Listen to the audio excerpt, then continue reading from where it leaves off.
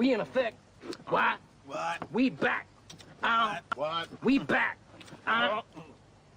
Oh man, you lose, dog. All right, you out. Next round.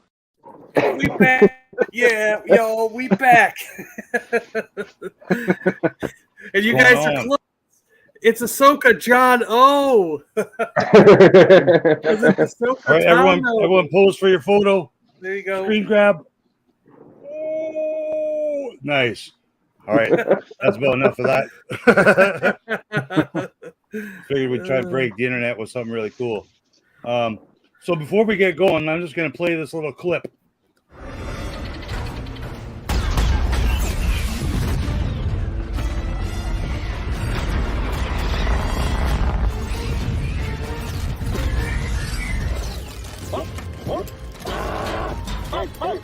Keep your lid on, Chop.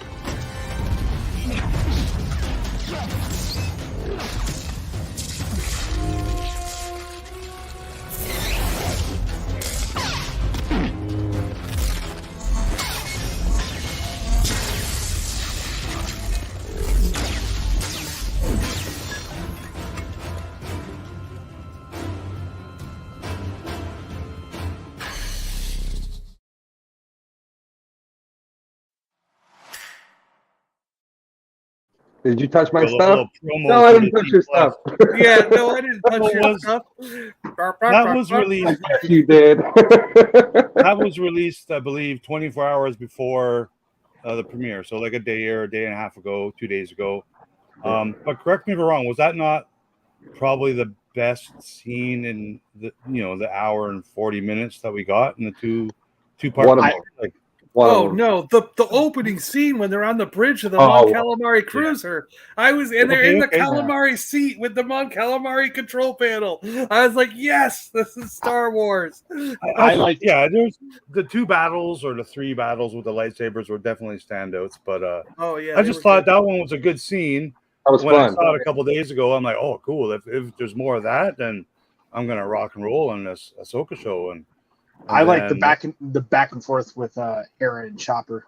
Yeah. And that's what really like made me like. So when we first went into the show, I was a little hesitant about like Mary Elizabeth Winstead. I wasn't sure like from a couple of like the trailers and stuff like that. But that scene in particular, and then the hologram stuff with the droid head really like sold me on her as playing Hera. Like I was like, wow, she really is like really perfect for the role. So the only problem is a hologram. Is what you're saying? No, I just meant like as Hera, like she captured that essence of who the character was, and like it sold me on it to like I'm good with her going forward on the show. You know what I mean? Yeah, I'm fine with it, but I think I'm the opposite of you, where I think Ahsoka is totally perfect, and even the voice sounds more, to me, her Rosario's voice echoes the more adult voice that Ashley did for it, and I can see that transition. But the Vanessa Williams voice for Hera is so distinct that this girl's voice throws me off every time she opens her mouth. But that to me will just take a little bit of time. I felt the same way initially, between I Ashley like and her. Rosario. I like her, I'm just right. Yeah. It just takes time. It just takes a little bit of time. I mean, we spent 15 years with Ashley, so like for me, it was just like it. And I know we saw Rosario play Ahsoka before, so it wasn't anything new. It was just more so like the little things, the emotionless, the very stoic. And I was like, that's not Ashley, though. Like, that's not Ahsoka. That's not Snips that we know. Like, where's the smart-ass comment? It's not the same. We talked about this earlier in the day, yeah. But even in Rebels, like, she still had Snips to her. You know what I mean? Like, this seems like she's way past all of that. And, like, just very blank and stone face all the time. But for everyone in the chat, my point earlier in the day in our kind of, like, group chat was Ahsoka's been through some shit, right? Yeah. Like from Rebels to the point when Ahsoka starts, the entire galactic civil war ended, right? So like there was that, and couple that with whatever the hell happened between Ahsoka and Sabine and caused Ahsoka to bugger off. Like there's there's something I have to imagine some kind of transformative experience that evolved that character a little bit more to be maybe a bit more reserved. And like I said, it wasn't that it was a complaint for me. It just was, like you said, an adjustment for me in that first episode, where like every time she went to speak, I would in my head hear like Ashley and like expect Ashley, and then it's like, oh wait, that's not Ashley. Like it was just one of those things that I had to keep like checking myself in. I'm hoping as the show goes on that like that's not an issue. Otherwise, but I do have to say, like, what I guess I don't understand what goes through the minds of the creators when they work on this stuff, because I thought it was perfect when they did Darth Maul, and they've done this with a couple characters where, okay, Darth Maul is going to be played by Ray Park, but we're going to get Sam Witwer to do the voice because Sam's been doing it in the cartoons for so long. Yeah. And what was wrong with that? There was nothing wrong with that. So why not do the same thing? You're right. Why not do the same thing for like these Rebels crew characters? You know what I mean? You get someone to play the live action part that looks the role, but then you have the animated person do the voice. I don't see what's wrong with that. The kid playing Ezra is spot on. I have no, like when you saw that hologram, his cadence, his voice, everything is spot on to Taylor Graves. Yeah. Same thing with Natasha Bizzo. I could see that. I could see that with like Sabine and like human characters, but I'm saying like the alien characters. I mean, why not? They could have. They very well could have done it with Ahsoka. They very well could have. That comes at a cost, though, right? Like you don't. That's you're paying Rosario Dawson for the role. So like, you're paying two actors. Yeah. And you're paying a big actor. You know what I mean? You're not getting Rosario Dawson to play Ahsoka or Mary Elizabeth Winstead to play Hera and dubbing. I've never heard of these people until they started doing these roles. You've never seen hold on for a second. Rosario Dawson she's in Daredevil, she's in Kids, she's in Jay and Silent Bob, she's in Clerks. Oh, she was the night nurse. Yeah. My gosh! I just put that together. Oh my gosh! I didn't even realize that. Yeah. Both right now. She's in both Sin Cities. What was the one Tarantino and Robert Rodriguez thing? Both Mary Elizabeth Winstead and Rosario Dawson were in that. Yeah, they were both in the same one of those. I can't remember if that was the Tarantino or the Robert Rodriguez one. I think it was the Tarantino one. With Mary Elizabeth with Kurt Russell. With Kurt Russell. Married to Kenobi.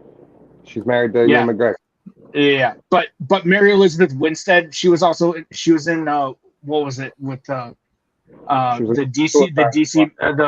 Harley Quinn movie, and she was Ramona Flowers in Scott Pilgrim. That's where I first saw her.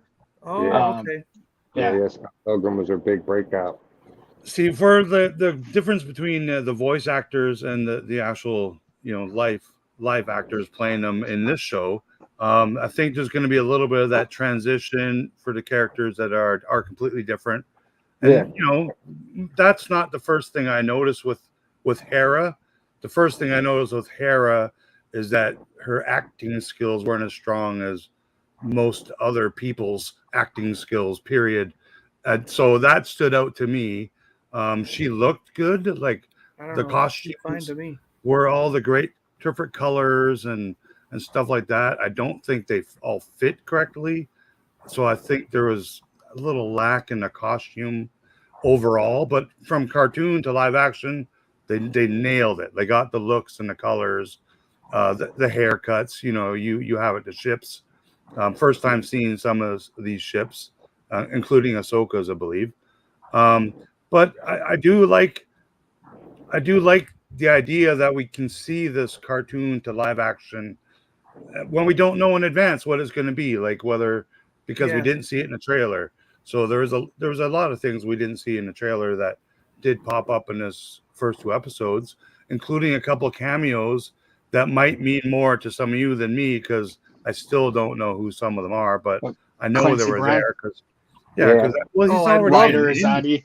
I loved Ryder seeing him Azadi. replay the role. That was Clancy's a already thing, been. you That know? was It's already that was a Star Wars pleasant character. that was a pleasant surprise that Yeah, Clancy Brown came back as Ryder Azadi. to play the character that he voiced in the cartoon. Yeah. He's been in. He did the voice for the cartoon. Okay, I didn't catch that, but I also know he played a character in The Mandalorian who hopefully we'll see again someday. Like I was just about to say, he's in a lot of the recent Star Wars projects. Yeah. He's in Tales of the Jedi. He's in. That's like his next episode. Is Doc Brown going to show up playing like a security guard? No. You know, that's been, it's like you can't carry over actors like that. Well, you can't. They're not in a announce, robot mask. He was in the Deveronian costume, like which means they glued horns on his head. Like yeah. It was obviously him, but I mean, so I'm not. That's not a complaint. It's just. But I'm like, he gave that. But I to mean, me. Clancy Brown does that though. Clancy Brown has been, I think, 7 or 8 different between creatures and humanoid voices characters in Star Trek. He was 2 different people. He was 2 different things in X-Files. He's been, I mean, the guy, he's been in Marvel show things. He's been in voiceovers for DC and Marvel. I mean, Clancy Brown has done pretty much every franchise, every animated, every live action thing you can think of. He's probably got a role in it somewhere. The guy I didn't realize he was in the cartoon as that particular character, right? And then right after that, the senator is Ezra's friend from the show. the young. Oh, I didn't pick up on that, but I haven't rewatched Rebels in ages. One of the screenshots I have showed those because I knew there were characters pulled right from the cartoons, but I didn't realize that Clancy Brown was also the voice of that character. So that's pretty cool. I can dig that. I saw him on screen. As soon as he popped up, I was like, "Oh my God, Ryder!" Yeah. Like I didn't even think like he would. Yeah. It didn't even cross my mind for like him to be involved. So like before Rebels, he was in charge, but he was corrupt. And then like through Rebels, he kind of straightened himself out. So now like it's kind of funny to see like that he's still in charge after all this time and you know running things. Mm-hmm. So we're not going to talk on every comment we see in the chat, but I'll try to pull them up and we can, you know, put our eyes on them and you know if it's funny we can laugh. If it's something like this, see this, it is funny and we can laugh, but it is partly true a little way in my opinion because there was probably 6 minutes of screen time with a man in it. In this whole 2 hours of, so I was a little disappointed in that because Balin is awesome. Because we like men a little bit. We had some Star Wars robots and droids, and we had some aliens. How can you help it? I mean, like it was established a long time ago that Ahsoka was a girl. It was established a long time ago that Sabine was a girl. You can't just change them. You know what I mean? If you're going to tell a story about Ahsoka and Sabine, I mean, what are you going to do? Suddenly be like, hey, except for the one Sith guy. Ahsoka has turned into a man. You know what I mean? Like, no, you don't do that. And the story's focused around Sabine and Ahsoka. That is the story for this show. And then Balin and Shin on the opposite side. It's like a contrast of the master and apprentice relationship on both sides. Which, by the way, I love Shin. I love both. That is the greatest. It's one of the greatest characters created in a long time. I love her. And it's such a shame for Ray Stevenson to get like all I saw today all day was, oh my God, Balin's so good. Oh my God, like I love Balin. And it's just like, man, it's such a shame that he passed away and can't see that like. Yeah. And you could tell he was really pumped for it at Celebration. Celebration. Yeah. It's a real shame. It really is. And like that's one of the great things about this show is like hopefully this will be a role that like lives with us. You know, like Star Wars fans, those roles live with us forever. So like hopefully this character is somebody Chopper's that like we attach to from this show. Yeah, Filoni does Chopper's voice, doesn't he? Yeah. So the droids are all probably male voice actors. Like Chris was saying though, Hu Yang being involved in the show is a really pleasant surprise. He was a standout character overall. Yeah. He had some decent screen time. He's with the main, the main character of the show. Yeah. The voice sounded great, like because he's also the cartoon actor as well, right? Yeah. Doctor Who Yeah. guy. Yeah, Doctor. And he also had which like we thought only one or two kind of jokes, if you want to call them jokes. Because I think it's more supposed to be because he's like a droid, so it's like it's humor, but it's unintentional humor. Like when he's having that conversation with Sabine, he's like, "You are by far the worst force, and you're the worst force sensitive person I've ever been around." He's 75% original parts. You could sense there was some endearing tones to him as well. Like he wasn't like just purely robotic, right? No, he has manners. He's a British robot. And he tells her that too. He's like, she says something about the saber and like, well, then maybe you should take it. And he's like, well, if she doesn't want you, you're doing a disservice to yourself. And it's like, it's not for me. It's not me telling you this. It's me telling you this to get you to snap out of it and do what you need to do. Like, this is your saber. Take it and go train and go be a Jedi without the Force. And it's like, all right.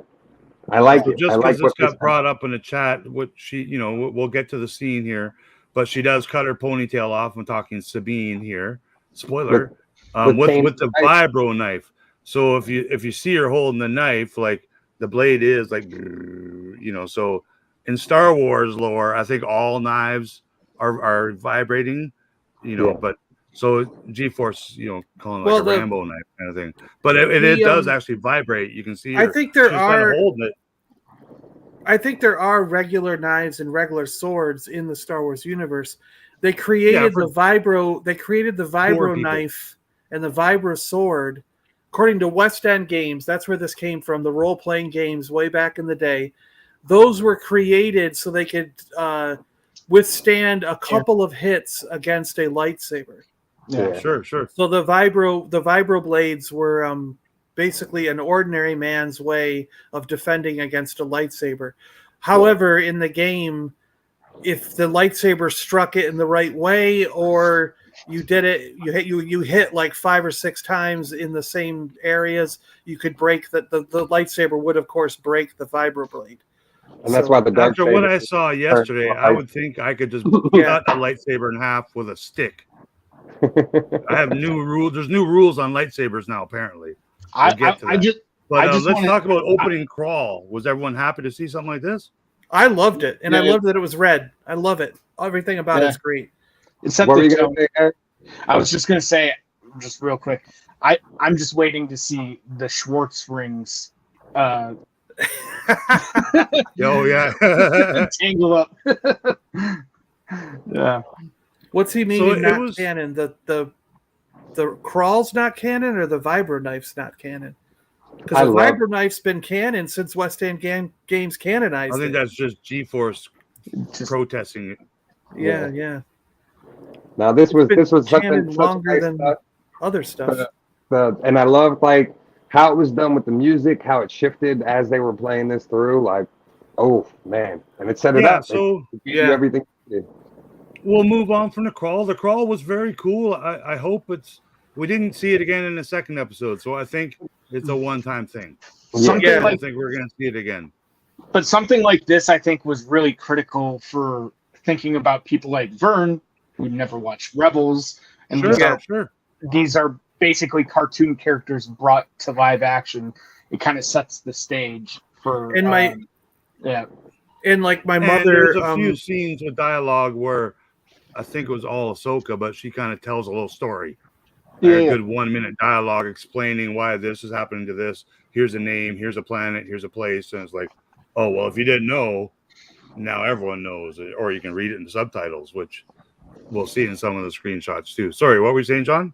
See, one thing about a lot of Star Wars and Marvel is my mom will write to me after watching it, and she'll either say, I gave up after 10 minutes because I had no clue who anybody was, or I couldn't follow the story. I have no idea what's going on. This doesn't fit with the last thing I watched. You know what I mean? And a lot of times she'll say, I'll wait till you come up and we watch it together so you can explain what's going on.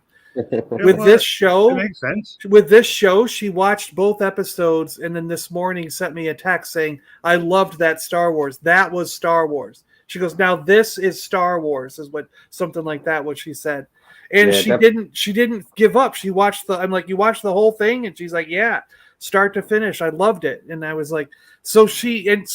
I think the crawl may have set her up for understanding who these characters were, because I'm sure she didn't know some of these characters, but she watched it anyway. You know, someone was captured as a prisoner, and here now we begin. You know, like So I think like that stuff I think helped and made it mom approved. You know, aside from the crawl, right? Like the text is great, but it also leads into this shot, right? And this is quintessential Star Wars as well. Yeah, it was hard. I just wanted the one screen grab from this particular scene, but yeah, the ship comes across our screen, kind of like, you know, George Lucas could have directed a similar. We predicted it on our prediction show too, that was their ship, and that was going to be the opening scene.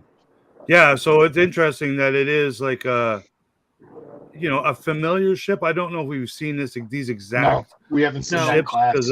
But you can tell it's a calamari design. Yeah. Yeah, it's some New Republic battleship. Yeah. So I just want to point out tonight's show is sponsored by Spencer Gifts, where you can buy every single one of these costumes in tonight's premiere for $99, every one of them. But yeah, that's a little bit about that. I'm glad to see a familiar set. So he's sitting in as Akbar's chair, as we used to know it, right? Yeah. Pretty neat. Now, is this guy a voice actor I don't know about? No, or not. I've recognized him, but I can't put a finger on what his name is. I was gonna say he's a popular actor that does a lot of stuff, so I'm not surprised. I think we're gonna see a lot of these types of actors, throughout this show. Where have I seen that guy in? Character actors that do, Yeah, probably from like some of our favorite commercials ever too, right? Some of these people. And he might have voiced one of the characters. Filoni's good with that. Where like if he likes you, he'll bring you back for multiple things, like and put you in and find different ways for you. So I think we'll probably see a few cameos from people and be like, oh look, it's so and so, Oh, dude, if we don't they have to. This show has to track and do better than Luke Skywalker showing up at the end of Mandalorian. It has to track and do better than I'd be really any episode of Andor. I would love. So it's got a high bar to reach, I think, in my opinion. I would love for Disney to actually release those numbers from last night's premiere, just to see how many millions of people tuned in last night, just to check it out. Yeah, but I also love the screens in the back. Half of them are people watching them 2 and 3 times, like us. Yeah, I love the white etchings on the screens in the back, and the droid. The droid was like so we got lots of protocol droids and astromechs. Again, I like the cinematography. I think overall so far, I'm hoping it changes as we see different directors, because I think we're going to see 4 or 5 different directors overall. So they're all going to have their different kind of vision, right? And Dave, everything's so symmetrical is what I'm seeing. So like we're seeing this ship, if we're to take a ruler and measure, that's dead on in the middle, and everything's kind of, there's 3 ships, there's 3 people, he did a lot of in and in I think there's too much of that being symmetrical, but otherwise I like it. It is a form of artwork, and Dave is a talented artist in that way. He knows the vision, and I'm liking that so far. So I did appreciate symmetrical. I mean, lots the of front cool guy's shots. Shorter, the middle guy's taller. It's not really symmetrical. Well, and the one guy's a calamari guy too. Like I'm pretty sure with those claw mitt hand things, you can't hold a blaster. And you're not a soldier, and you don't wear a helmet that's meant for a human. There's a couple of scenes where there's some aliens wearing obviously fitted for human helmets, and it looks kind of weird. But this was great right here, because he was willing to just let them all live. He was just going to go get Morgan and make his way off. And nope, he's like, all right. It's funny you say that, because of yesterday's new lightsaber laws, they all can be alive. Every single one of these people. But a fantastic debut to see Ray Stevenson, rest in peace. It's terrible that we can't see many more. We don't know how many more episodes we're going to see if he's made it through the whole season, or if he's just in the beginning half. I really hope we get to see many more hours of him, because he is a very talented actor. He plays a super badass villain, if that's his role in this, the antagonist. I see a little good in him, and I see a little good in his apprentice too. So I am curious where the story takes us with these two characters who are being introduced as a master and apprentice as well, which we'll learn in a minute is the name of this first episode. I wouldn't be surprised if after this show there is some like prequel comic for Baylan Skull. Or of course, yeah. My worry is that, like, my only worry coming out of this is that maybe he doesn't die in this season, and then like I had the same thought. Yeah, I hope they kind of resolve. Like, I hope he's got an open and closed book in this show, and this will go down as like one of the best characters in Star Wars if that's the case. And now that you say that, buddy, I bet you he does survive it all, and they had high plans for him in the future because he is so badass on the screen, right? You definitely see though, like what Eric was saying, you see like weird interactions with him and his apprentice, where like his apprentice seems unsure about the whole situation multiple times, correct. And then he's like tuned in outside, like he knew Sabine's name and Sabine was Ahsoka's apprentice. How did he know that? You know what I mean? Like there was no way for him to know that. So like there's little things that like he's obviously using the Force, and Morgan even like points to him a couple times, like search your feelings, like reach out, what do you see? And like, so I don't know if they're like trying to establish that he maybe has visions or what. I'm not sure. That's what they're saying. Yeah, it seems like he has foresight, right? Like he can kind of get visions into the future. Yeah, like foresight or whatever they call it. Yeah, I thought that as far as like him saying to Shin, go to Lothal to, get Sabine because Sabine was Ahsoka's apprentice. Mm-hmm.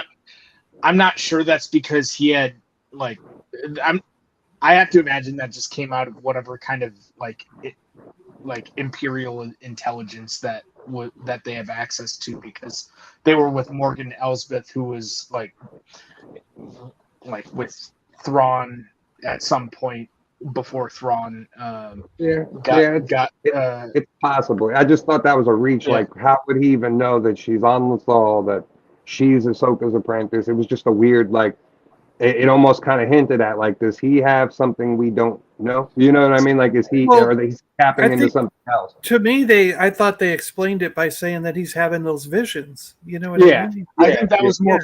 Yeah, it's possible. I took it as more. I love Shin. Like when her opening scene, her coming onto the deck of the ship, her duel with Sabine, like all of it. She's gonna be awesome. I'm assuming probably at some point we're gonna see her allegiance switch, because that's what they like to do. But it looks good. Like I'm excited for where the story goes. So did Dave Filoni break Star Wars yesterday? No, because it's been I call this my pet peeve. My peeve of the show is they weren't now all recovering. Some of them were dead. Saber blows to the belly. He's talking about Sabine getting stabbed through the belly, and spoiler alert. So I wouldn't. The way I look at it is, if he was the one to do it, it wouldn't have mattered.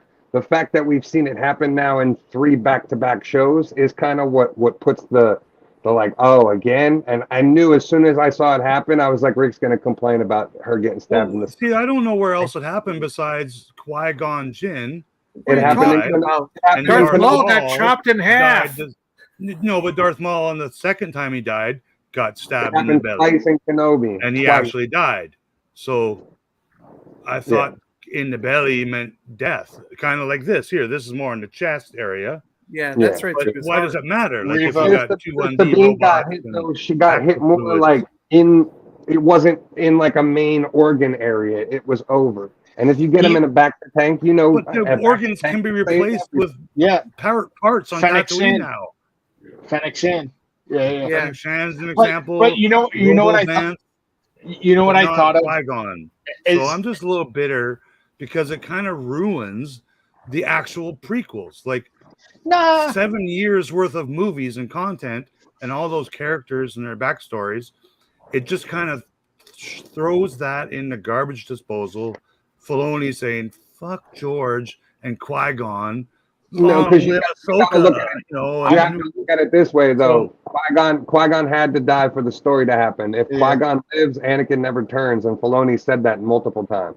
Yeah, I'm just Obi-Wan should be alive too. Then, like, it just makes the weapon of Jedis and Siths is a lethal weapon that everyone fears around the galaxy for a reason. It takes limbs off and it kills you. Like it doesn't just put a burn hole in you. Like so I don't know. I'm not going to dwell on it, but theoretically, I was just about to say it's a hot butter knife, basically. So theoretically, if you are getting stabbed, everything inside is cauterized immediately. So it would stop all bleeding. You wouldn't bleed out. So, in science terms, could he have been saved then? Will we see this general guy in episode 3? No, because he took it right to the middle of his chest. He didn't get stabbed in the abdomen or to the side. He got stabbed right through the middle of his chest. You know what I thought of immediately though when Sabine got skewered was I thought she was dead. I was thinking of Qui-Gon, but I was thinking of that one comedian who does the face swaps or whatever. You guys know what I'm talking about when the Obi-Wan guy. Because he's done in a few of those videos like Qui-Gon being like, but he got lightsabered, and Obi-Wan's just like back to back to tank, man. That's it. Yeah. No, it's just more I didn't do it justice, but I'm just waiting for another video of that. But how badass is Rey's character? I love the saber too, and I love like when Hu Yang like dissects it and figures out he's like, there's only been one student in the last 500 years I've known to make a saber like this, and he's like pinpoints it right away, and it's like a broadsword, which is so awesome. And I really do, the handle being long like that. I really do hope, like he is the one that gets to do in Ahsoka. Like I think that would just be the epic ending to the story. I think we see that duel next week. I think the trailers that we've seen have only been the first 3 episodes. Well, I'm very surprised there's so many scenes in those trailers that I didn't see yesterday. I'm like, what? We don't see him fight Ahsoka. We don't see any of there's some good spaceship battles. I think they're the first 3 episodes, and I think that's the next episode. We're going to see Ahsoka have that duel in that star map. Yep, exactly. So we're still just in opening credit scenes here before they show the name of the episode. I love her, by the way. They rescue her. Yeah. Did you notice they put a lot of makeup on her to kind of make her look a little more pale to be, and they gave her the markings down the middle of her head. I don't remember the tattoos or the markings from the Mando. She didn't have them in Mando, but they changed her origin now to make her a Night Sister. They're prison tattoos. Or could be. I liked her in this episode. I thought she had a presence, which I think the one thing that was missing from Hera's character. Like I always thought her as a mature mama kind of having presence character on the Rebels and the cartoons and stuff. So I don't know. She felt a little soft, but I think we'll see more. Maybe we'll see her firing some blasters and punching robots, and I'll feel differently. The thing that's cool about Morgan Elsbeth too, for those that don't know, she's actually related to Bruce Lee. So she's his niece, goddaughter, right? I don't think her origin was changed. Because that being the Night Sister or related to Night Sisters I'm still not convinced she is a Night Sister. I think she's a descendant, or whatever you call it, of a Night Sister. She used Yeah, But, the wording was very specific. With that kind of origin and a little bit of being able to handle Night Sister magic, I think that explains why she survived against Ahsoka. Well, she called They herself battled, and Ahsoka took the spear from her. But she's not talking about surviving Ahsoka. She's talking about, like, so Shin asked her straight up what this city is, and she says it was built by the witches of Dathomir. And then Shin goes, "So you're a witch?" And she turns and looks at her and says, "I'm a survivor." So what, if you remember from Clone Wars, General Grievous came and wiped out the witches of Dathomir. Asajj Ventress survived, Merrin survived, and now we know that Morgan Elsbeth survived. Well, so it's just but that, I like, didn't take that. I didn't take that term. I'm a survivor as I'm a survivor of the no, purge. because you have to look at it what she does afterwards. Survivor. No, because you got to look at it what she does afterwards. Afterwards, she goes and works with the Empire and amasses a wealth for herself and works and basically betrays her own people to succeed in life. Yeah, so she's a I think it's more just a case of she doesn't identify herself as a Night Sister. She identifies herself as like a survivor and like a lone wolf who's going to do what it takes, right? What it takes to get by. Yeah. As we do learn, she does have powers. That she uses magic. She obviously didn't use her magic against Ahsoka's. And it was green, and you heard Mother Talzin when she used it. They dubbed Talzin's voiceover inside when she uses the magic.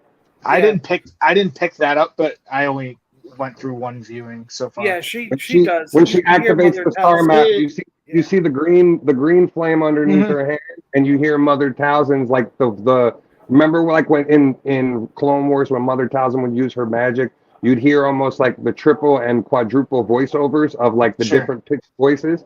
So like they do that same exact effect with her as soon as she activates the star map. It's not when she activates the green flame. It's later on. It's when I think we heard. I think we heard stuff during this as well. Like in yes. Definitely. Yeah, you did. You heard those same like chants and echoes there's throughout. Whispers. There's whispers. Yeah. This felt very Indiana Jones to me too. Very like. She didn't say anything like vibes in this. Yeah, I thought this was Filoni's way of like just sliding in. He always wanted to do something with Indy and just was like. I was also thinking when she was moving the pillars, I was like, Coben, I have no fire. Coben, I have no fire. I was thinking Fifth Element all the way.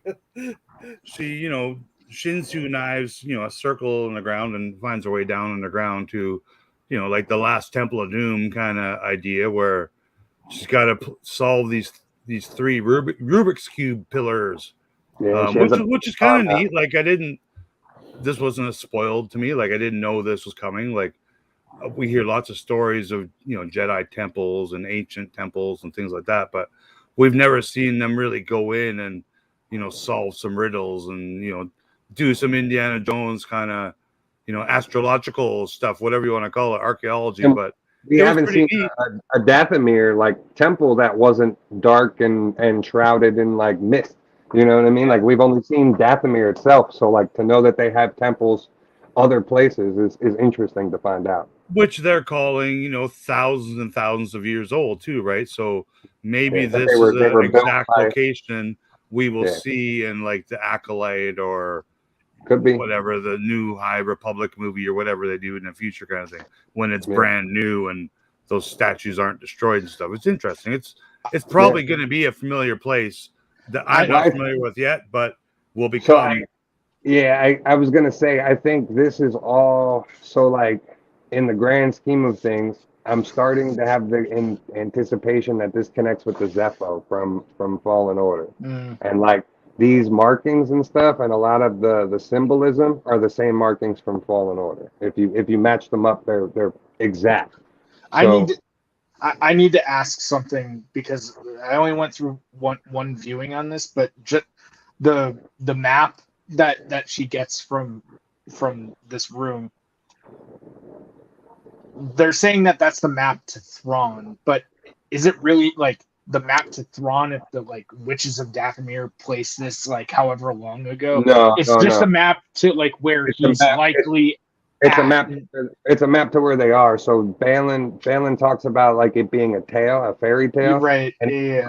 he calls it the pathway to. I forget the name. I said it earlier in the chat with John. Yeah, it's or in one of the something. screen grabs later. Pandir, whatever it's called, and like. So he talks about it being a Jedi myth, but so I Googled everything. I looked at Wikipedia. There's no myth in existence. So it's something totally new that Dave created for this.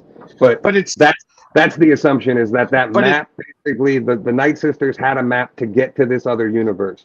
And so it just happens to coincide with where Thrawn and Ezra are. But it's not like Thrawn came back unannounced and then like said, "Hey, I'm going here. Like, here's how to find me," kind of thing. Where it was. This is supposedly where they've been the entire time. That they've been in exile in this other galaxy. Yeah, he's kind of banished, right? Yep. So I get a little Fifth Element vibe from this too, because they had those little idols with the wind and the water and the fire and sweat or whatever the fourth one was. But out of that she pulls the little cylindrical Rubik's cube map finder thing. Which is to me is new to Star Wars. Like we know of Sith and Jedi holocrons and little holograms. It's very Old Republic. It's from like the star maps are very Old Republic. So it's pretty cool to see. It's a new relic that soon Vern can go to Disney parks and buy it, or Sir Eric could go to Shop Disney and buy it, because it'll give it 24 hours. It'll be available online and it'll light up and all that fun stuff. So there's that. And then we get to see more of the HK7 droids, whatever they're called. Some of them are red and some of them are red and white. And for whatever stupid reason, two of them need robes. Yeah, they're wearing In what capes. situation ever does a freaking droid need a robe or a cape? He's like the commanding. I guess that's supposed to designate. They think it's cool. The droids look at humans and they go, "That human looks cool with a cape. I'm going to wear a cape to look cool." I remember Grievous had a couple of Magna Guards and they also had like capes, and I'm like, how is that going to help this droid do anything? It's just going to trip on it and burn itself to the ground. Like, so it's just silly. It does look cool, but so this line here, the map, give it to us. So after watching another review, that's directly out of Kylo Ren's mouth. He says these exact same words trying to get a map from that old guy. I can't remember his name at the beginning. Oh he almost sounded like Kylo Ren too. The voice was very Adam Driver. So noticing for sure, there's lots of little. I'm not going to outright call them Easter eggs because there hasn't been a lot of big ones for me personally, but lots of throwbacks to the sequels and the prequels, and hopefully a lot more of the first three, the original trilogy. But I think Filoni's going to do pretty well in spreading that Easter egg love, the member berries throughout all the 20 years of Star Wars that we have, including all the cartoon franchises that he had a big plethora of the writing and character and content for those. So yeah, it's pretty cool. I just don't know why capes are on droids. Grievous had one too, but he had a human lung or something, didn't he? Well, Grievous was a humanoid that turned himself into a droid. Because he lost, but every time he lost something, he just rebuilt it with droid parts. Well, now we know it's just to sell more figures and more toys. It's a horrible figure too out of the new wave. Like it's not even painted to look like this. It's like a bright red for whatever reason. And it comes with a blaster. It doesn't even come with this weapon. Yeah. That picture we saw online, that everyone saw online. Yeah, it was like a bright, Christmas red, and so maybe we'll see that droid next episode. It's like the royal red HK. Guys, I have a feeling we're going to see a lot more of those. Oh well, yeah, Morgan. 5 of them. And now 4 of them are dead. So I don't know. There's still at least a couple of them out there, right? But so we get our Ahsoka and her first lightsaber action in her own show. It was pretty quick and dirty. She sliced and diced a bunch of droids, right? Hu Yang was fun for this too. This was a great introduction to him. Like, oh, what were you doing? I was nearby. that's actually something that might matter. What was the freaking droid doing? What is that? He said he was doing I thought that pre-programmed Jedi stuff. What pre-programmed Jedi stuff that Ahsoka is not aware of was Hu Yang doing on this planet where he wasn't directly, waiting for Ahsoka. Yeah, Well, might be there's a something story that plot there. He was looking for Jedi babies or working for Balin or he was doing something that's still a secret, and I'm curious what that could be. No, I thought it was funny because G-Force says now I need an HK droid for Ahsoka to destroy. So I looked up the old droid factory HK droids from KOTOR, because that's where the first 3.75-inch figures From a came video from. game, right? Yeah, the HK droids come from the video game from KOTOR, and they made Build-A-Figures with the Droid Factory line way back, and they've skyrocketed up to $130 on eBay. Jeez. Because of the show, I bet. Yeah. So, and we got the red one. The red one's right big there. boom power. And we just got what I don't get about this big boom power is why have it on like a 20-second delay? Like, if you want to self-destruct, just push it and blow up. Like, what do you need? Why do you just let the person get away because you're on a 30-second delay? Like, but that's how every bomb is. Every self-destruct and every bomb is that way, But it's poor design and engineering and everything to do with it. Like, it's wrong. The only thing it didn't do was give him. The only thing it didn't do was give the droid time to twirl its mustache. True, exactly, and have and create a new evil laugh or something, or download all of its stuff. Okay, I'm trying to highlight this. Predator vibes. Yeah, he mentioned Jedi protocol and stuff, and then Ahsoka tried to drill him on it, or maybe ask him again, and he's 20,000 years old. That's kind of thing. I thought it was funny. I thought that was a good interaction. Yeah, it was. He was like, I'm just hanging out. He's bringing the only humor we've got so far, in my opinion, is which is fine. Him and Chakra, which is fine. We don't need the crack joke. But I think that's the one scene where you see Ahsoka lighten up a little bit because Ahsoka was talking about like pretty much torturing Morgan Elsbeth. Right? Yeah. No, Vern. It wasn't on this episode. It would go back to the season finale of Better Call Saul or Andor, but we get to see some X-wings, which is cool. We get to see them from the front and the back. That's about it, though. But we see them a couple times fly by. So where they're going here is called Home 1, and if you don't know, Home 1 is where all the rebels meet in Return of the Jedi with Mon Mothma and all the generals before the great battles. That's the exact ship and command ship that they all meet up at, and we're going to see more of that. Home 1, this is Gold Leader. Yeah. But here's I love that they're fulcrum. Like here's where I want to kind of guess where Dave Filoni come up with T61974. So T61974 is the code name for Ahsoka's ship. So is that like Filoni's birthday? Like, I don't know. It's got to mean something. Like, it's obviously 1976 for a reason. And I'm thinking that's how old Filoni is, because I think he's in his late 40s. He's definitely not older than me. So that's my guess, is that's a Filoni-ism. I don't know. I picked up on the fulcrum immediately once he's like, this is fulcrum coming in, and it was like, oh, okay. So Ahsoka's still using the fulcrum. So yeah, that's where they've landed now, is Home 1, which I don't remember that term being used in Star Wars, like the original in Return of the Jedi, but I guess that's what it was called. They did. They said in the Return of the Jedi battle, he says, Home 1, this is Gold Leader. Yeah. Okay, perfect. So here's was born in 74, by the way. Who was? Dave Filoni was born in 74. Perfect. So yeah, that means something. He's like 49 then. Yeah. T6. So bingo.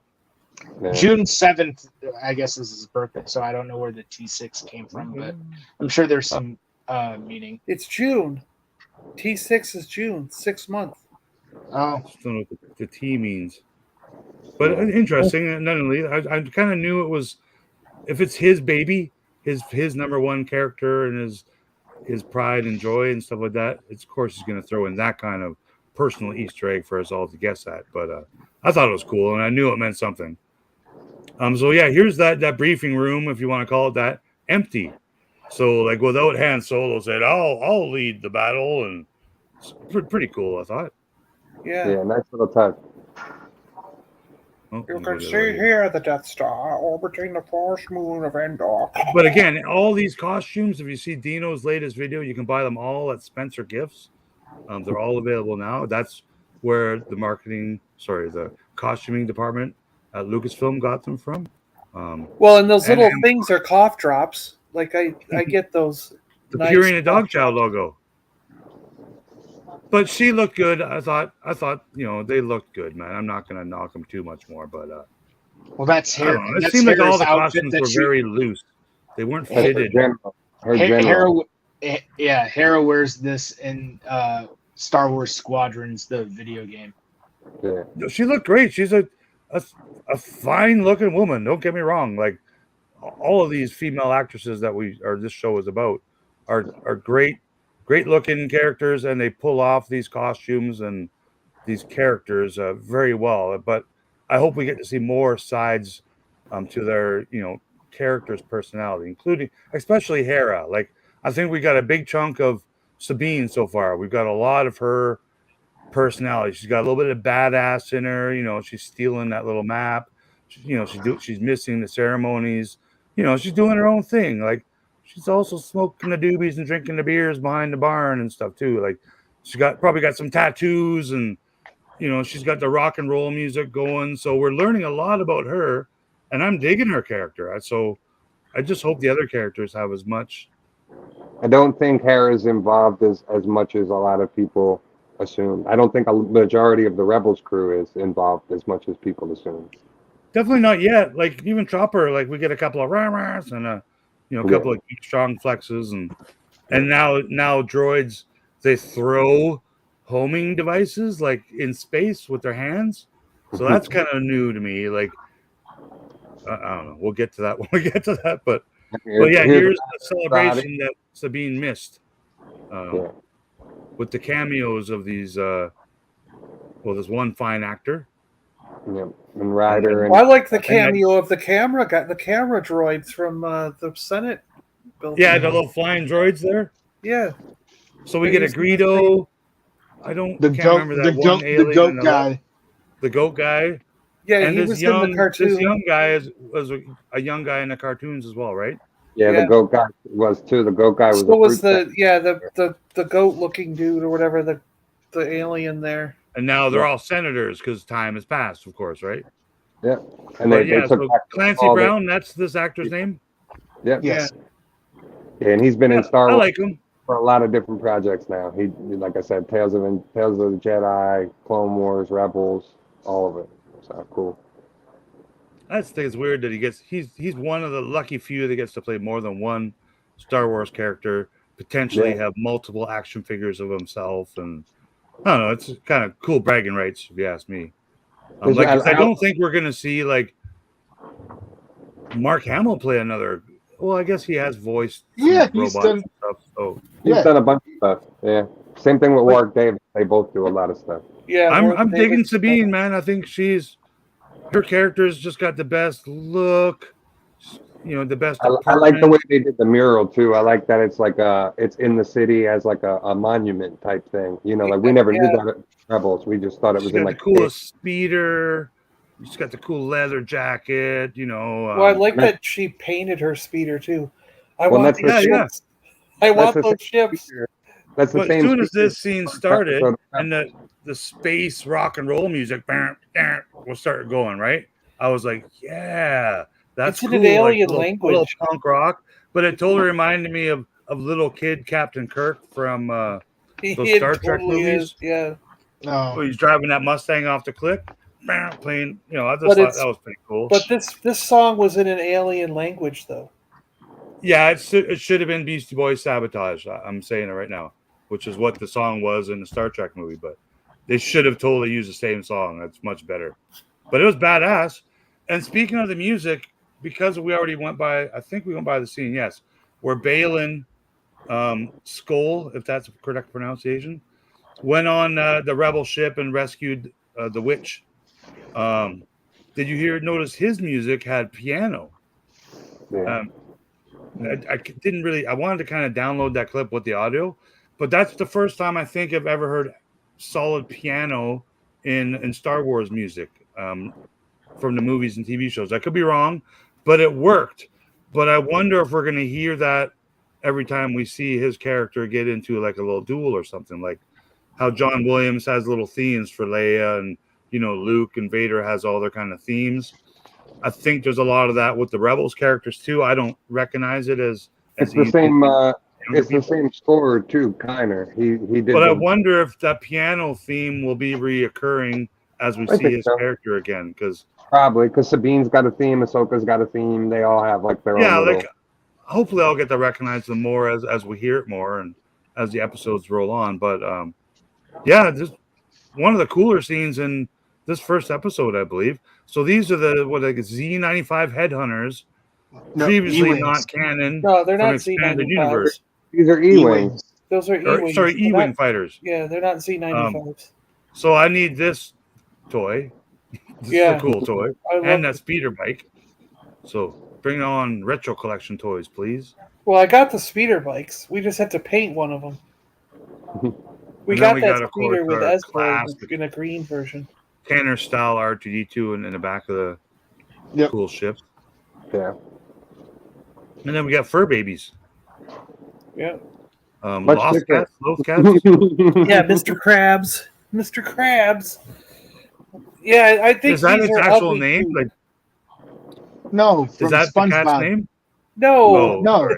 Clancy played Mr. Krabs in SpongeBob.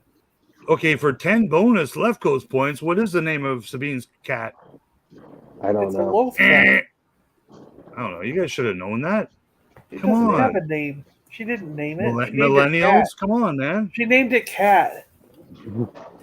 But it's cute. It sounded just like a cat because when it meowed, my cat kind of meowed. It's not really cute. It's ugly. It's got beady little eyes and like a frowny mouth. It's like ugly cute. You. But yeah, it's also a scaredy cat, as we find out. But yeah, so this is all we get to see of Ezra is a little hologram, which might be 11 seconds longer than what we see in the commercials or the trailers. Well, this is a different message. Because a lot of the rumors are we don't see him until the end.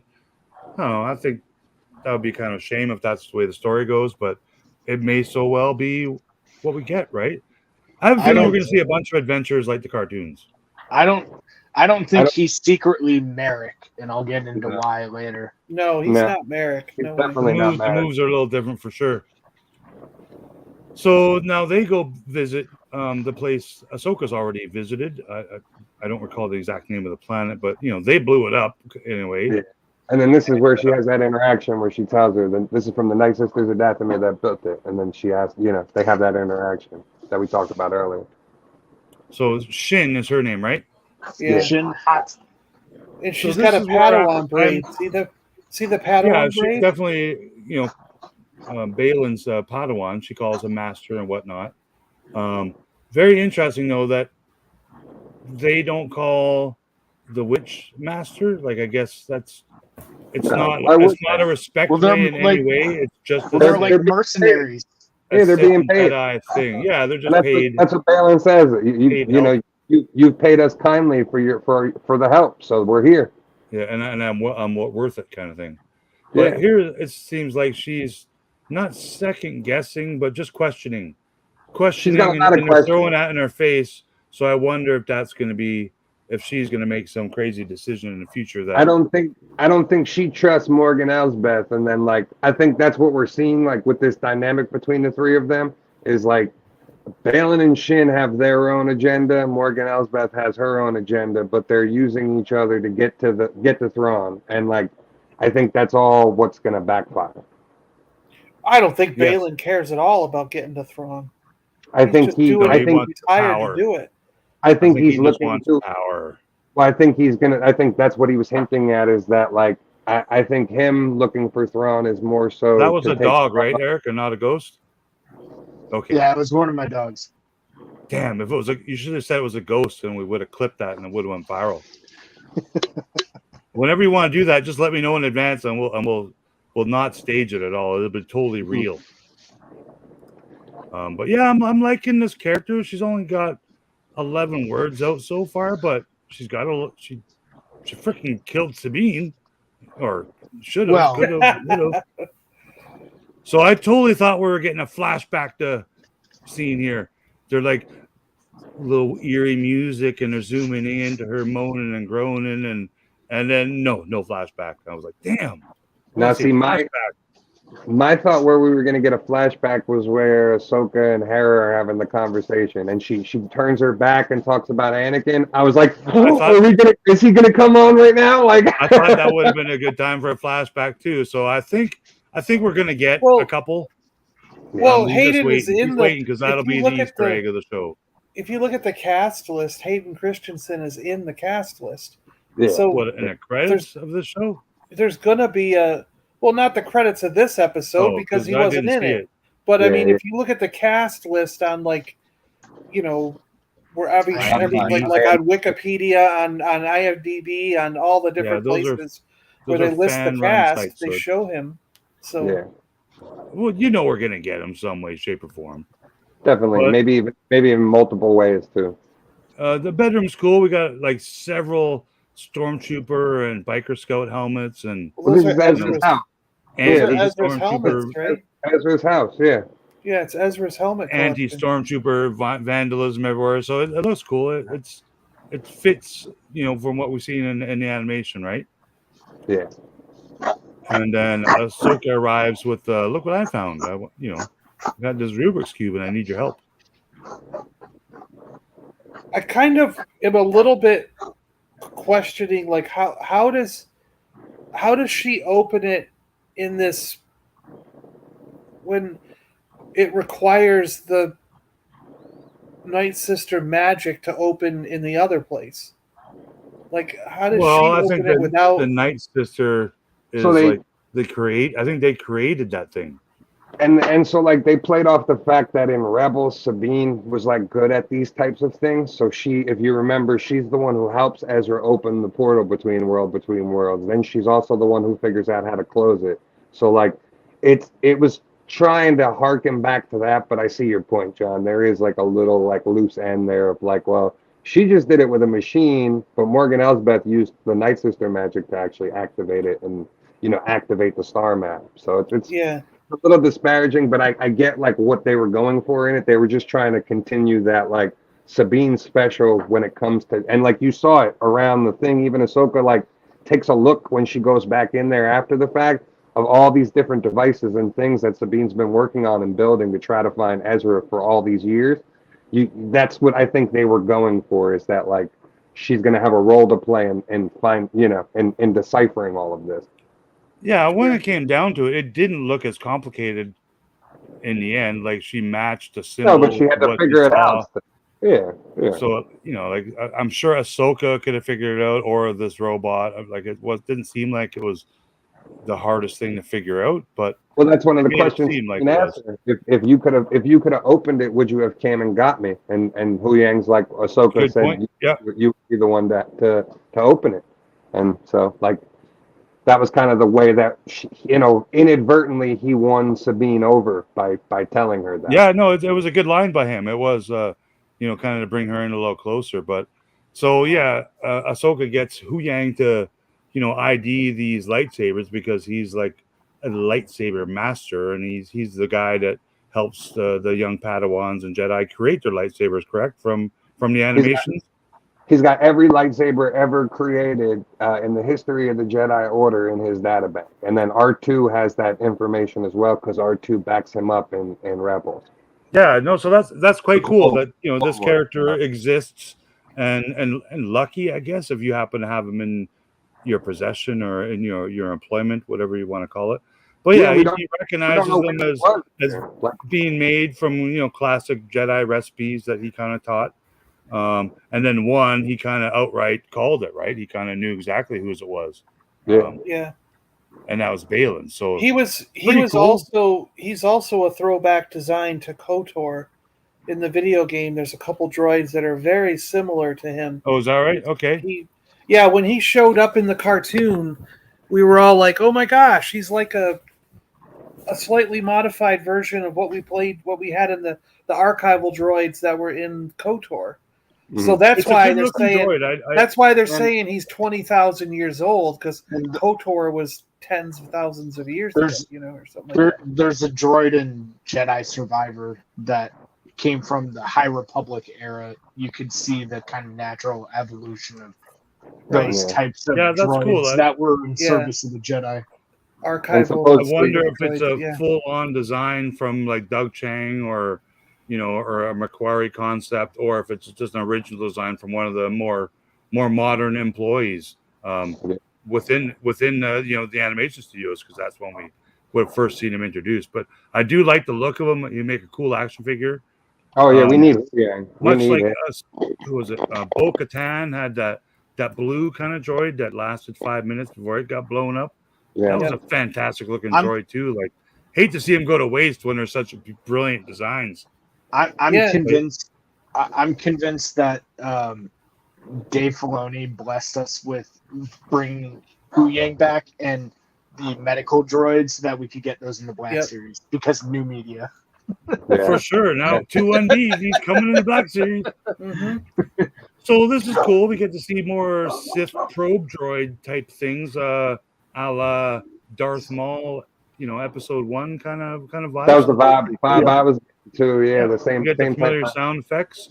I don't think I got a picture from front, but they never actually said these guys were Sith. I don't believe they're Sith. They're not Sith. No, they're just they used to be Jedis. What we know. Or at least Balin was. Yeah. Shin is whatever. Shin is whatever Balin is. Well, she's got the braid, so she's a one. But she's her apprentice, but like they might not identify as Jedi anymore. Yeah. Right. Yeah. And she's not from Order 66. He's a survivor. She's somebody he found along the way that was force sensitive. She might have even been born since then, right? Like she seems like she's Sabine's age or 20 years old kind of thing. Yeah. But it's cool. Like I don't think she's gonna be in episode 4 because I'm almost guaranteed she's gonna die. I called that 2 weeks ago. I don't want Shin to die. I think she's gonna live to the end. Die.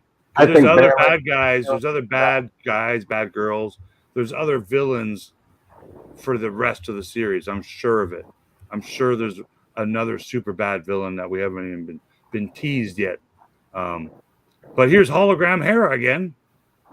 Yeah. So this is kind of. I didn't think we were gonna Anakin flashback or anything like that, but I thought the way she turned and the way they set this scene up, it made me think like, oh, they're going right into the flashback right now, and now they just had her like stare off into the distance. I bet your master found you difficult at times, and then here she kind of Ahsoka tells a little story for those people that have never watched Rebels or Clone Wars. That's kind of how I saw that scene. Was only spoken for those people because Hera knew that. Now this scene got me really excited at first because I've been the one banging the drum for however long that like we wanted to see another universe. I thought as soon as this star map approached, I was like, tell me we're getting Sheila and the Chiss Ascendancy. But then obviously they changed it into something else. What they call it is another galaxy, right? Not another universe. They called it another galaxy. So it's another galaxy. Yeah, I wrote it on Twitter and I said it to John earlier, but I have it like written on my phone of like the pronunciation of the planet. It's in one of the screen grabs. Yeah, I haven't one. It's like Pangea or something like that. Something like that. And so Sabine, what did I say? Chlamydia. Peridia. Something. Yeah. So she's a brainiac. She solved it because she's artistic. Or autistic, however you want to pronounce that. That's what Ahsoka said, right? But she figured it out just in time so someone comes steal it. This is great news, though, because like this is something we've all talked about, all four of us in different streams and stuff like that. And when we've been on together, we wanted them to try something different and do something different. And this allows Filoni to really do whatever he wants with this whole movie universe by having another sandbox to play in outside of the galaxy that we already know. For sure. I think that's a great thing for Star Wars going forward. It's just adding an extra level of distance, I guess. Like a whole new place. We're going to find out once you get this new superpower spaceship. You probably still get there in 11 minutes. So, well, I mean, the Rebels they've left the galaxy before. They did it in Empire Strikes Back. Yeah, but this is not. So like the way the galaxy is in Star Wars, there's the galaxy and then there's the unknown regions which are around the outside. But 2's on like the very end of those hyperspace lanes. So inside the unknown, it was like at another film studio, like. So like inside the main galaxy, there's 3 hyperspace lanes, and that's how they travel through hyperspace in the Star Wars galaxy. Once you get outside of that core universe and you make your way out to like Batuu and the Outer Rim, there's no more hyperspace lanes for you to travel. So you have to go everywhere by navigating and moving in a distance. So if you don't know where you're going in the unknown regions, you're literally just, that's why in Thrawn's people call it the void, because it's literally just nothingness if you don't know where you're going. And so like, this is now taking the unknown regions, and then outside of the unknown regions, there's a whole nother galaxy out there. Like that's what they're showing. The void is the void between galaxies in a sense, you know what I mean? In a sense, yes. And like this is their star map to this other galaxy directly. But like we don't even know what's in this other galaxy. So we could be seeing the Yusong Vong, we could be seeing the Chiss, we could be seeing the Zephos. There could be a whole list of I think he's going to invent a whole new sect of Force users. He could There's going to be a whole whatever new group of Force users. That's the fun part about all of this is the fact that he can literally do whatever he wants now if we're playing in a different sandbox. And these characters can be over here in this galaxy while the First Order and the sequels are happening, and then you can bring them all back together. I have a feeling that like what it is that he's setting up sort of, you know, like Balin says he heard childhood stories about this stuff. So imagine if like 100,000 years ago they came from that other galaxy, these Force users came from that other galaxy, they came to the Star Wars galaxy, and they built that temple with the star map that shows their way back home. You know what I mean? And then something happened to them when they were in this galaxy where they got pushed out and they left. And now they have this mythology around them that people tell to their children as children's stories about this great evil that was here hundreds of thousands of years ago, you know? And you being a KOTOR fan, it could even be the Radican Empire that we're talking about out there. I mean, who knows? So like it really opens the door to like these different possibilities of like, what are we going to see? And I still think overall we could still be right in like what we were saying. They just might tweak some things, and it's not maybe necessarily Thrawn and Ezra and the Chiss. It might be Thrawn and Ezra and the Ahsoka and the Mandalorians instead going against whatever the threat is. So I think that's going to be the twist in the show is, you know, you're thinking this whole time that Thrawn's going to be the bad guy, but I think when he shows up, we might have already touched on this, but when he shows up, Sabine and the Ghost Crew and Ahsoka are going to want to like attack Thrawn, and then Ezra's going to show up and save his life at the end of an episode, and then they're going to leave it on that cliffhanger so everyone discusses for a week, like, is Ezra a dark side? Did he go to the dark side? And if they do that, John, I kind of hope so. Like we were talking about this earlier, if they do that, that would make a superb like final episode, and you leave it on that cliffhanger. Or what you do is maybe by like episode. So we got 8 episodes for this show, right? So maybe episode 6 that happens. Episode 7 is a standalone just with Thrawn and Ezra showing that perspective of what happened, and then you come back for the finale. That would be an interesting like way to do it too. Basically, by the end of this season, you'd have like an established story of what they're going to do next. They're going to have to come together to join. In a sense, these good guys would end up joining Thrawn to stop the threat that he's been building his army for. Yeah. that comes from the other galaxy. Unless they decide to retcon Timothy Zahn's work a second time. Yeah, and we were talking about that. How mad would you be for him? It's possible, but I don't think they could do better. So I don't think it would be if it was ever done, it would be like just something And like minuscule the to other help the story, but I don't see them changing. the other like outside possibility that they could do, hypothetically, if they want to keep Thrawn as being like the big bad, and he is going to be the big bad. The only thing I could see them doing is like when him and Ezra got marooned, wherever they got marooned, Thrawn used his gift of gab basically to like almost sway these new civilization under his power, and like I could see them doing that too. But I don't think that's the way they should go with it. I think they should go with the way we've all just discussed. See, I don't. The reason I don't think that is because I don't. The Thrawn that I've seen in the newer books and on Rebels, to me, seems to be someone who follows a strategy and an order to help keep the galaxy in a sense of order, like under the government that's currently in charge.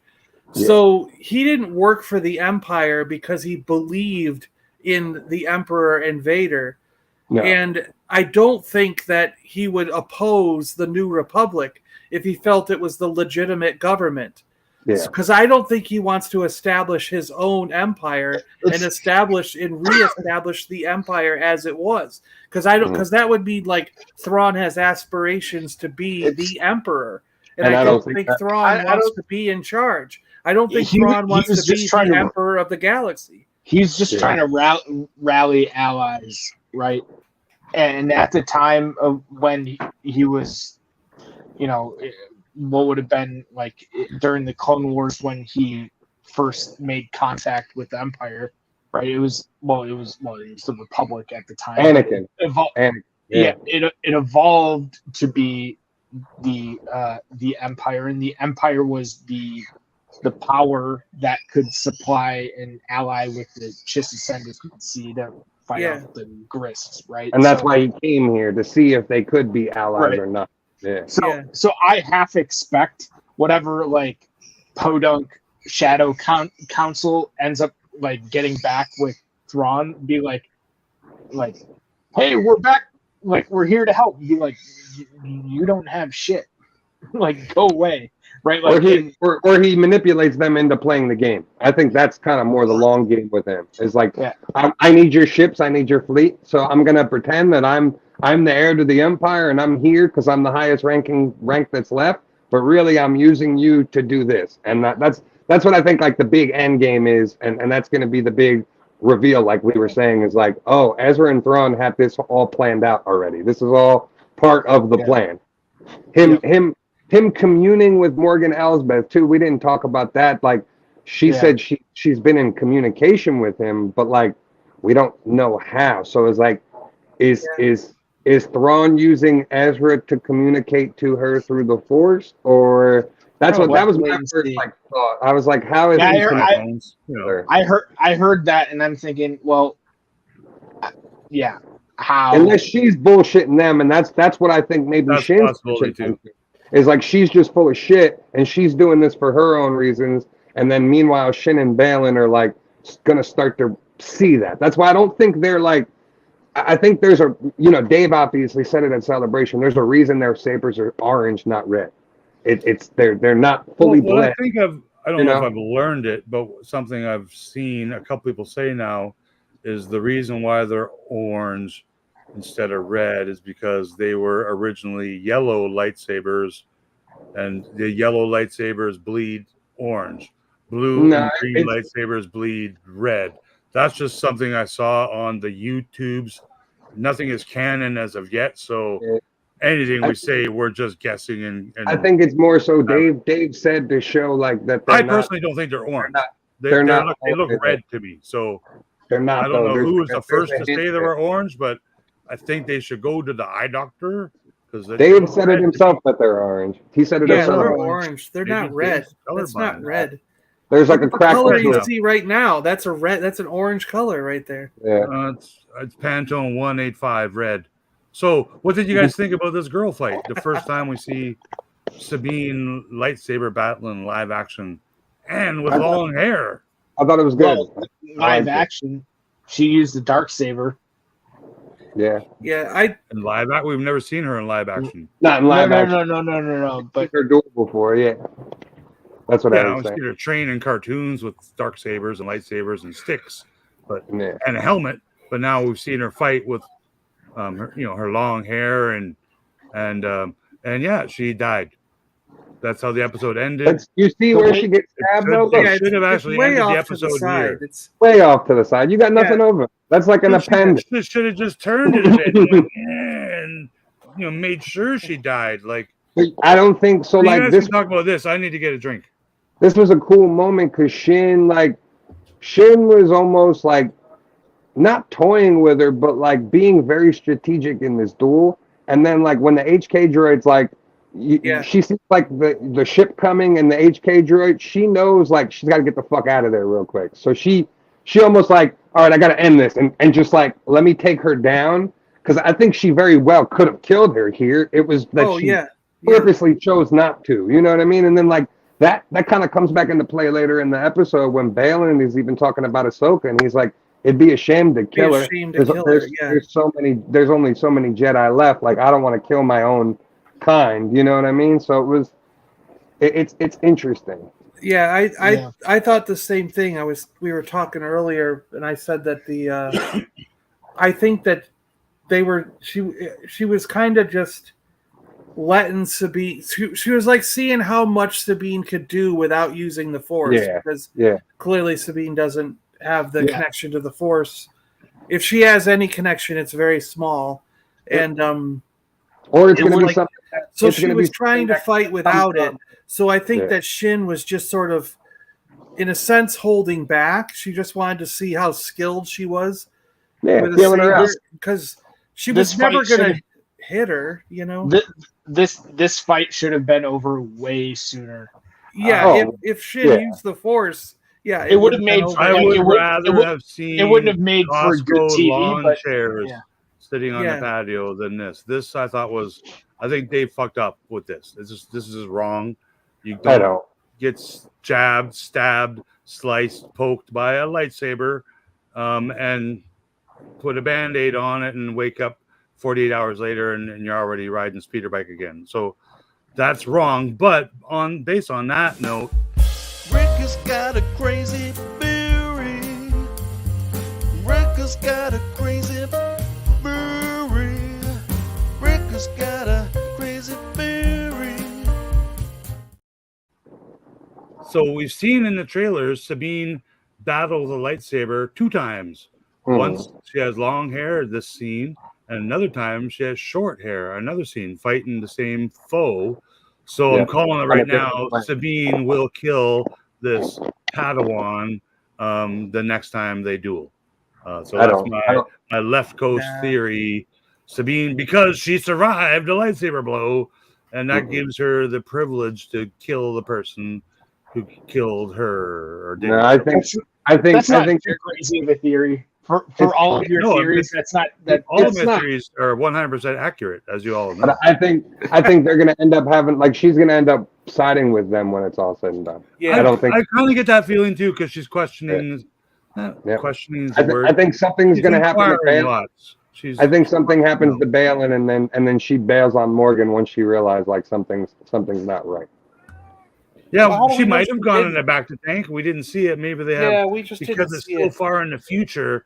They just give you back to injections now or back to Band-Aids. She could have been in a back to take overnight. We didn't see it. Could have been, but that was 30 years ago tech, man.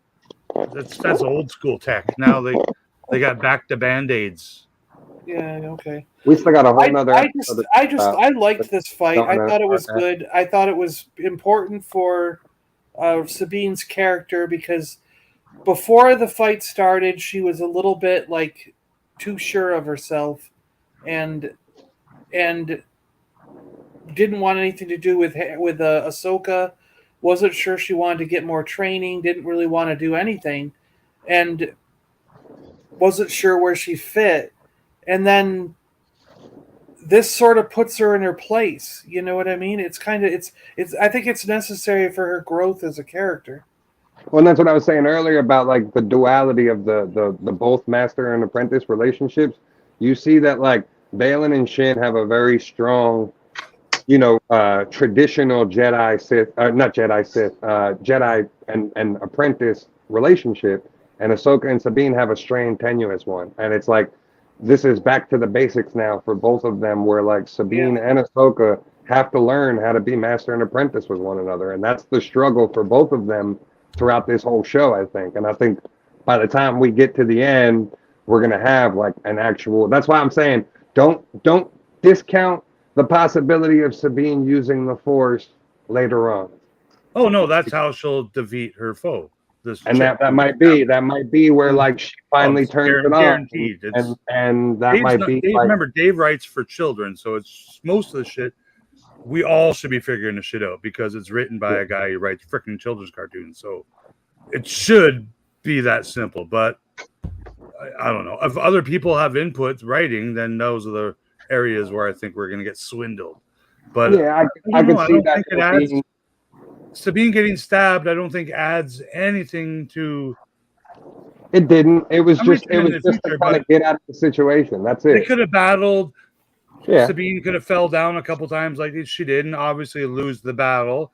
And then the girl got scared and took off like she did anyway. That could have happened.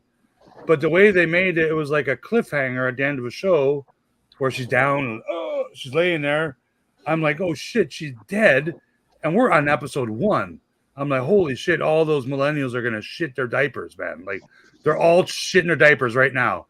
And then I knew she was going to die because we've seen other people live. Yeah, I knew it too. She's alive. I'm like, really?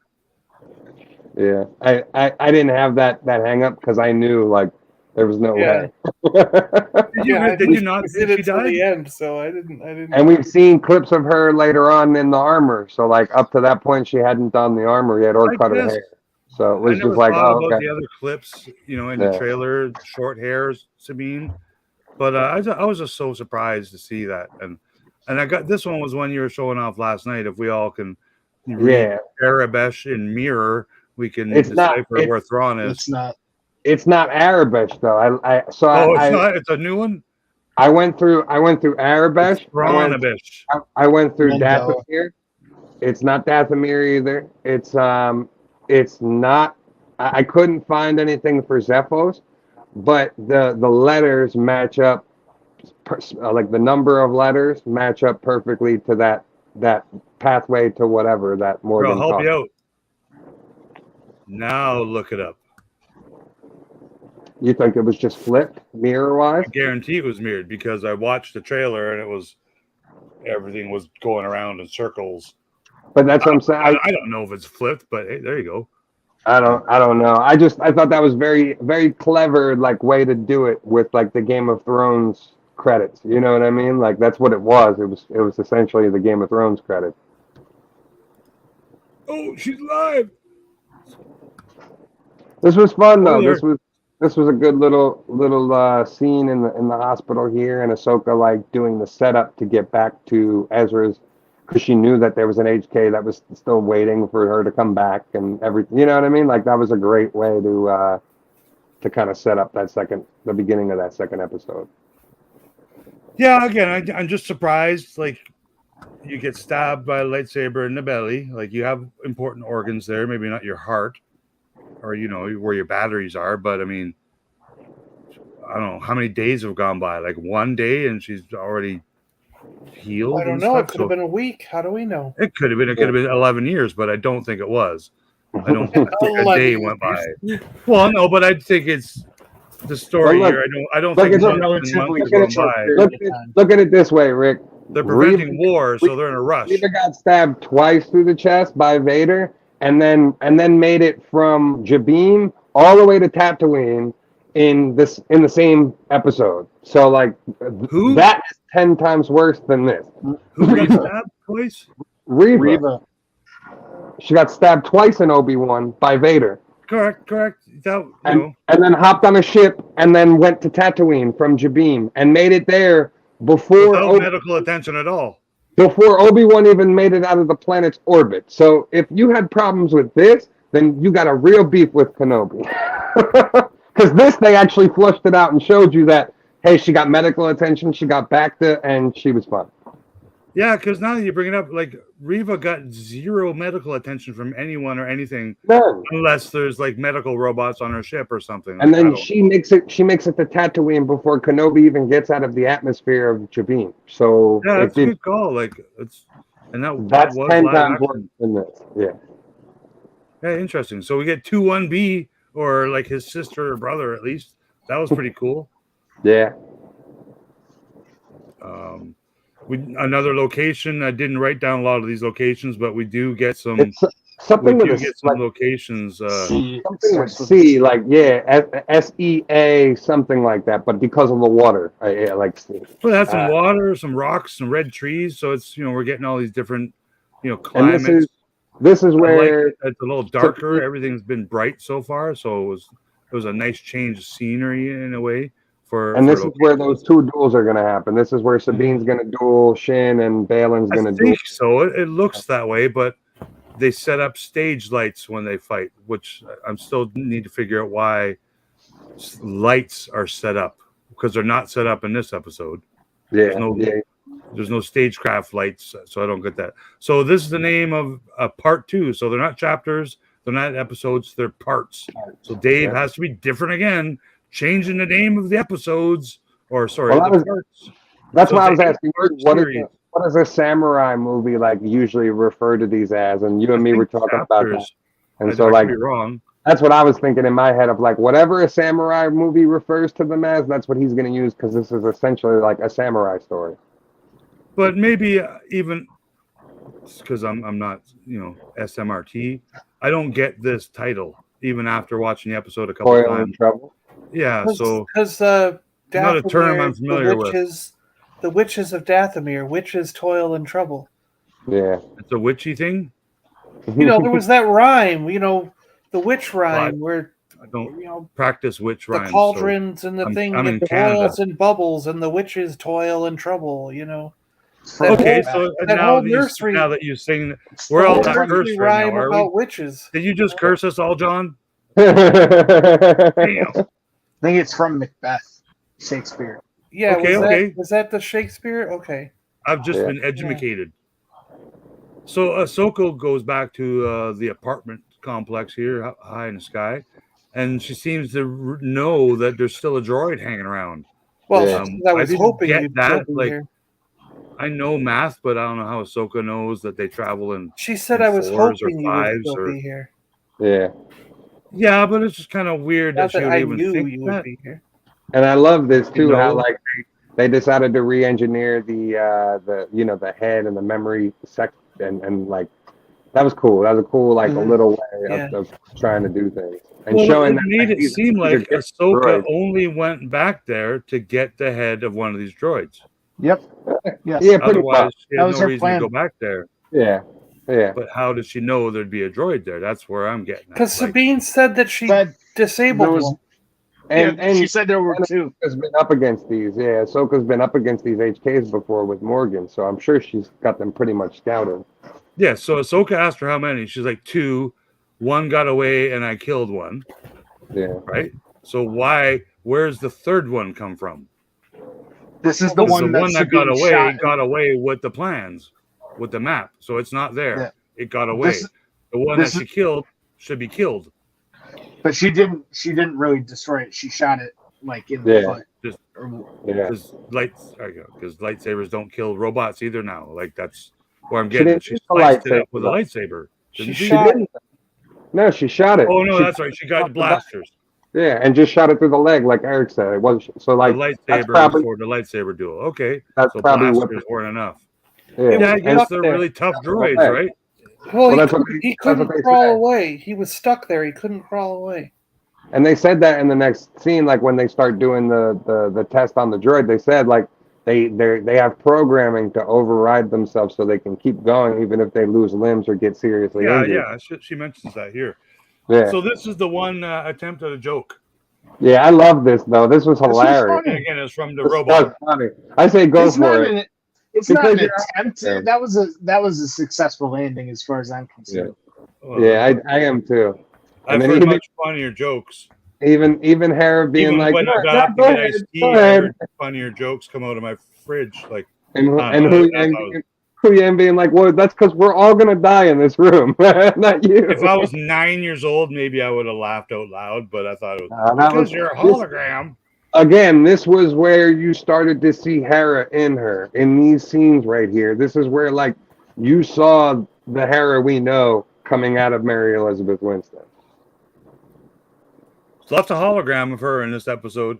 But yeah, so I guess her task now is to find the origins of these HK assassin droids, right? And of course, she has all that equipment with her in her hospital room, and it's we go back plug to the Han's USB port into planet. the firewire, and let's go. Yep. And then we go back to Han's planet. We haven't been there since Solo. Yeah, so I just got the one screenshot, but they decipher, from downloading the memory. These droids are from Corellia, and they obviously are still in service of some kind. They're operating, but now they got to figure out why and who. There is no more Empire. Like, why are these around? So that was kind of interesting. It made me wonder if there's armies of these things, because it ain't Star Wars without an army of some kind or another, right? So I think that's what they established, that she's using these for quite some time, and they've been supplying these droids from Corellia, like they've been building them in that shipyard. Crazy to think how much of that stuff is going on in Corellia, right? Not just that one crew of people, but there could be hundreds and thousands of people all building shit for the Empire that nobody knows about. Even Hera makes reference to that too. She's like, well, Ahsoka's like, have you gone back there and made sure? And she's like, well, no, and so this was going on right under their nose, and it's incredible. You know what I mean? It shows the ineptity of still the New Republic. Even. Well, it's the arrogance, right? Yeah. It's like the commander of the ship in the first episode, right? He's very cocky, wasn't he? Yeah. Yeah. He could be alive.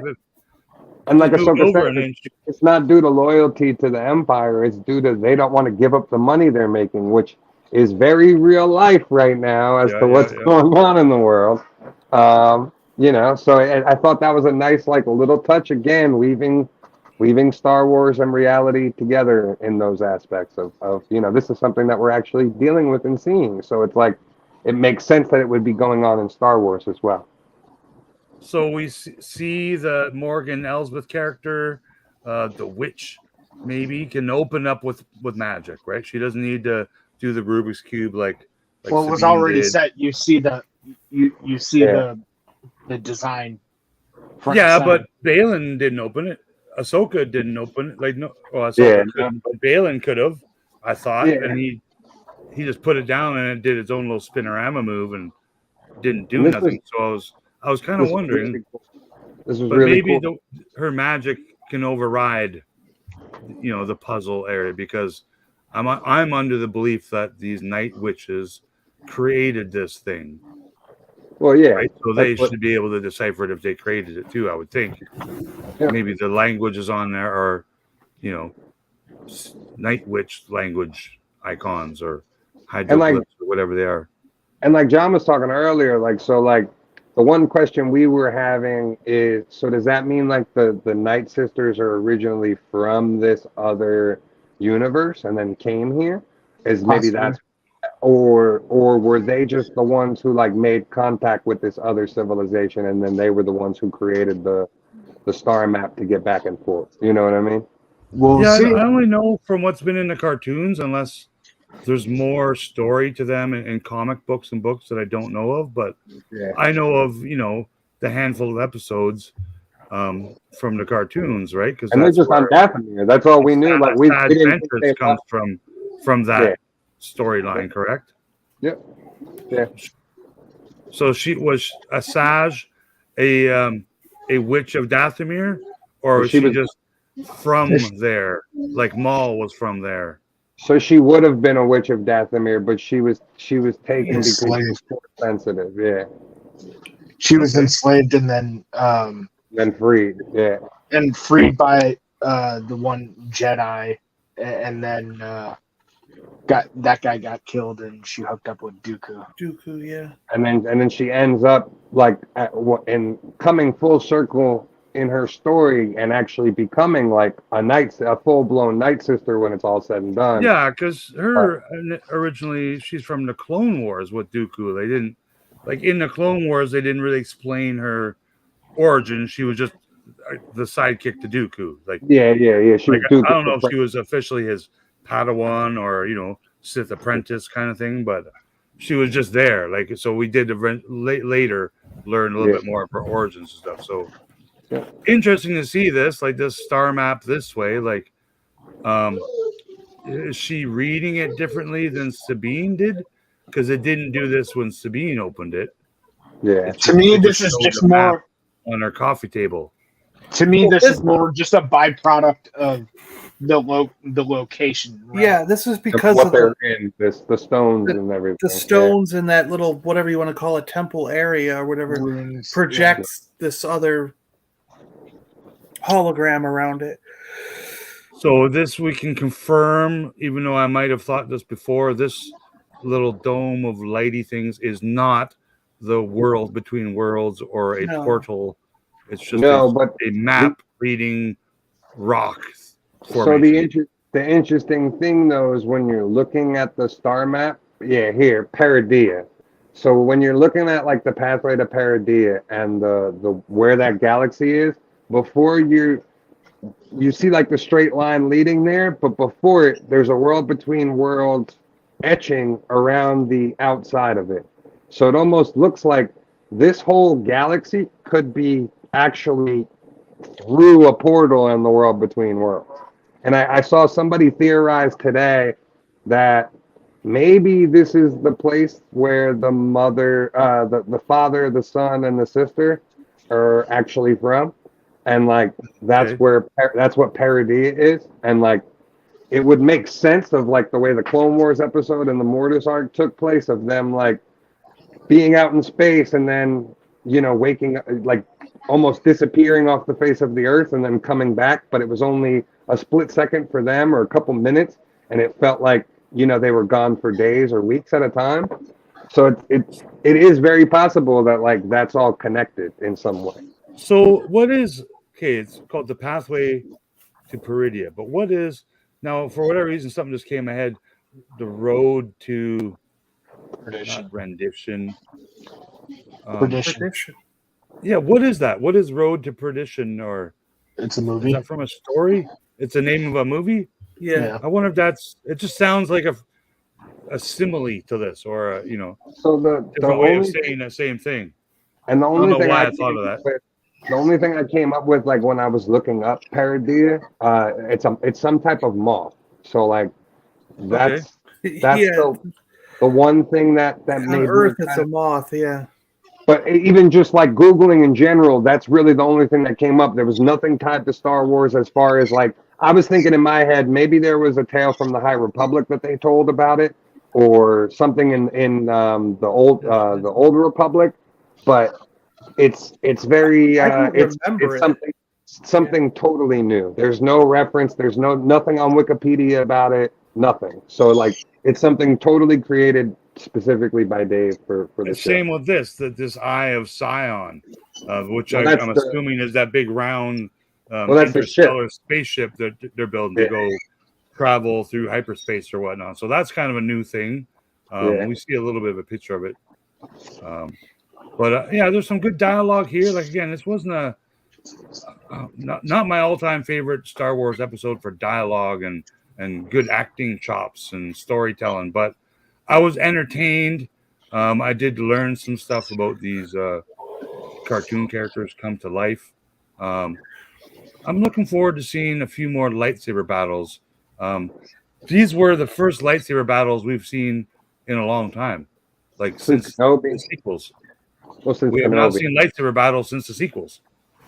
Correct me if I'm wrong. Like Kenobi. None of Andor, none of Mandalorian. none of Book of Boba Fett, and then He's just being none a of dick. Mandalorian again.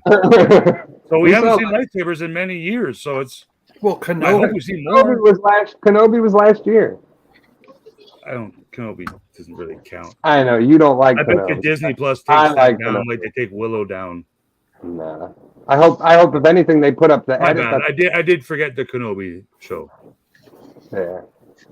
But like I was saying, I think this is him doing his own thing. The power such as you've never dreamed. I think that's more than just surface level talk. I think there's a possibility like he might be plotting to take Thrawn out and take. Oh, for sure. I want to see him go all Sith, like with the eyes and shit, man. Like I think I can foresee that, but I don't. I don't know. I would love to see this character go on, but sadly we know the future can only give us so much, right? Like we're going to get is another 6 or 8 hours of them, and that's sadly, I just kind of wondered what kind of power is he talking about? Like are these guys really tapping into the dark side, or are they still tapping into the light side, but they don't consider themselves Jedi? I'm still kind of figuring out what he's really going for, because like we said at the end, he's like, it sure would be a shame to kill Ahsoka. Like it's not, and that's something that's in his plan, There are still more episodes. Patience. Yeah. No, but I think that's what it is. I think there's more to his actual plan and his intentions. That this line was keeping it from us for now. Yeah, it's very surface level about like power you've more dreamed, and like because of the way they were framed in these first 2 episodes, we are gonna think that, all right, maybe he's trying to get to end, to be by Morgan Elsbeth and Thrawn's side. But the other way you could look at it is like he might be thinking in his head that if he takes Thrawn off the board, he's got the whole empire now at this point. He could take it for himself, and then he could become emperor. There's stuff we haven't seen yet too, like only because silly, because we have the internet. We know Thrawn has like some kind of army. I'm not going to go into more, but I mean, there is power in lots of different ways, not just. Yeah. And we know Thrawn's going to be power. It's also having an army of some kind, right, or a fleet. But he's also kind of been in exile. So, how do people build up armies and fleets when you're in exile? Like unless you're cloning, so we're going to learn a bunch of shit that we either want to learn or don't want to learn. But I want to know about this, how this works. Okay, so this guy and his apprentice both came to this location on the same ship. Mm-hmm. Morgan Elsbeth came here on a separate ship. Mm-hmm. Morgan Elsbeth has just left on her ship. We see it take off. And he tells his apprentice, go to Corellia. How is she going there? And he did this twice in this episode. He told her to go somewhere, but yet he's got the ship. Well, he didn't leave though. Or she takes the ship and just leaves him behind. Yeah. Well, you see Ahsoka come to that place in the trailers. Yeah, so that is exactly what happened. He stayed here. He stayed here. Yeah, and so like this, that's why I keep saying to you, I think episode 3 now is going to be Ahsoka and Sabine on this planet, and that duel that we see in the trailer. I wonder why he stayed there. Because he was again, it makes you think days and not weeks or months. Like time is moving along pretty quick here, so if he's just staying here, and I didn't see a hotel or a tent.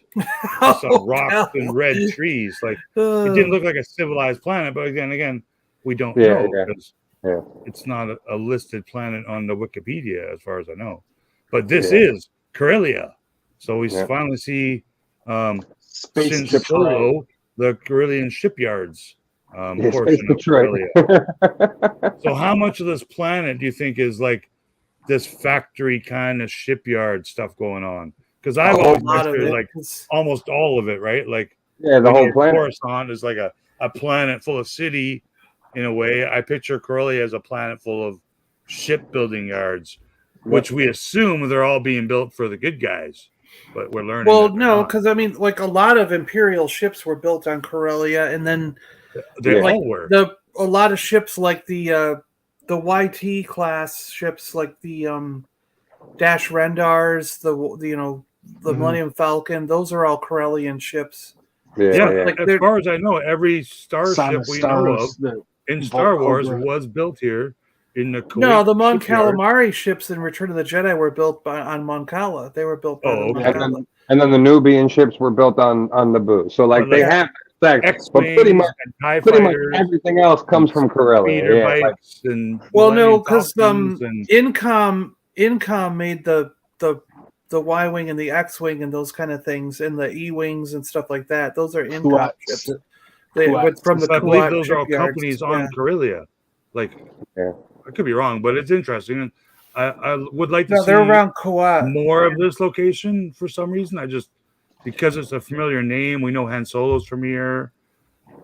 I like this location. I hope we get to see it again. I thought it was pretty cool.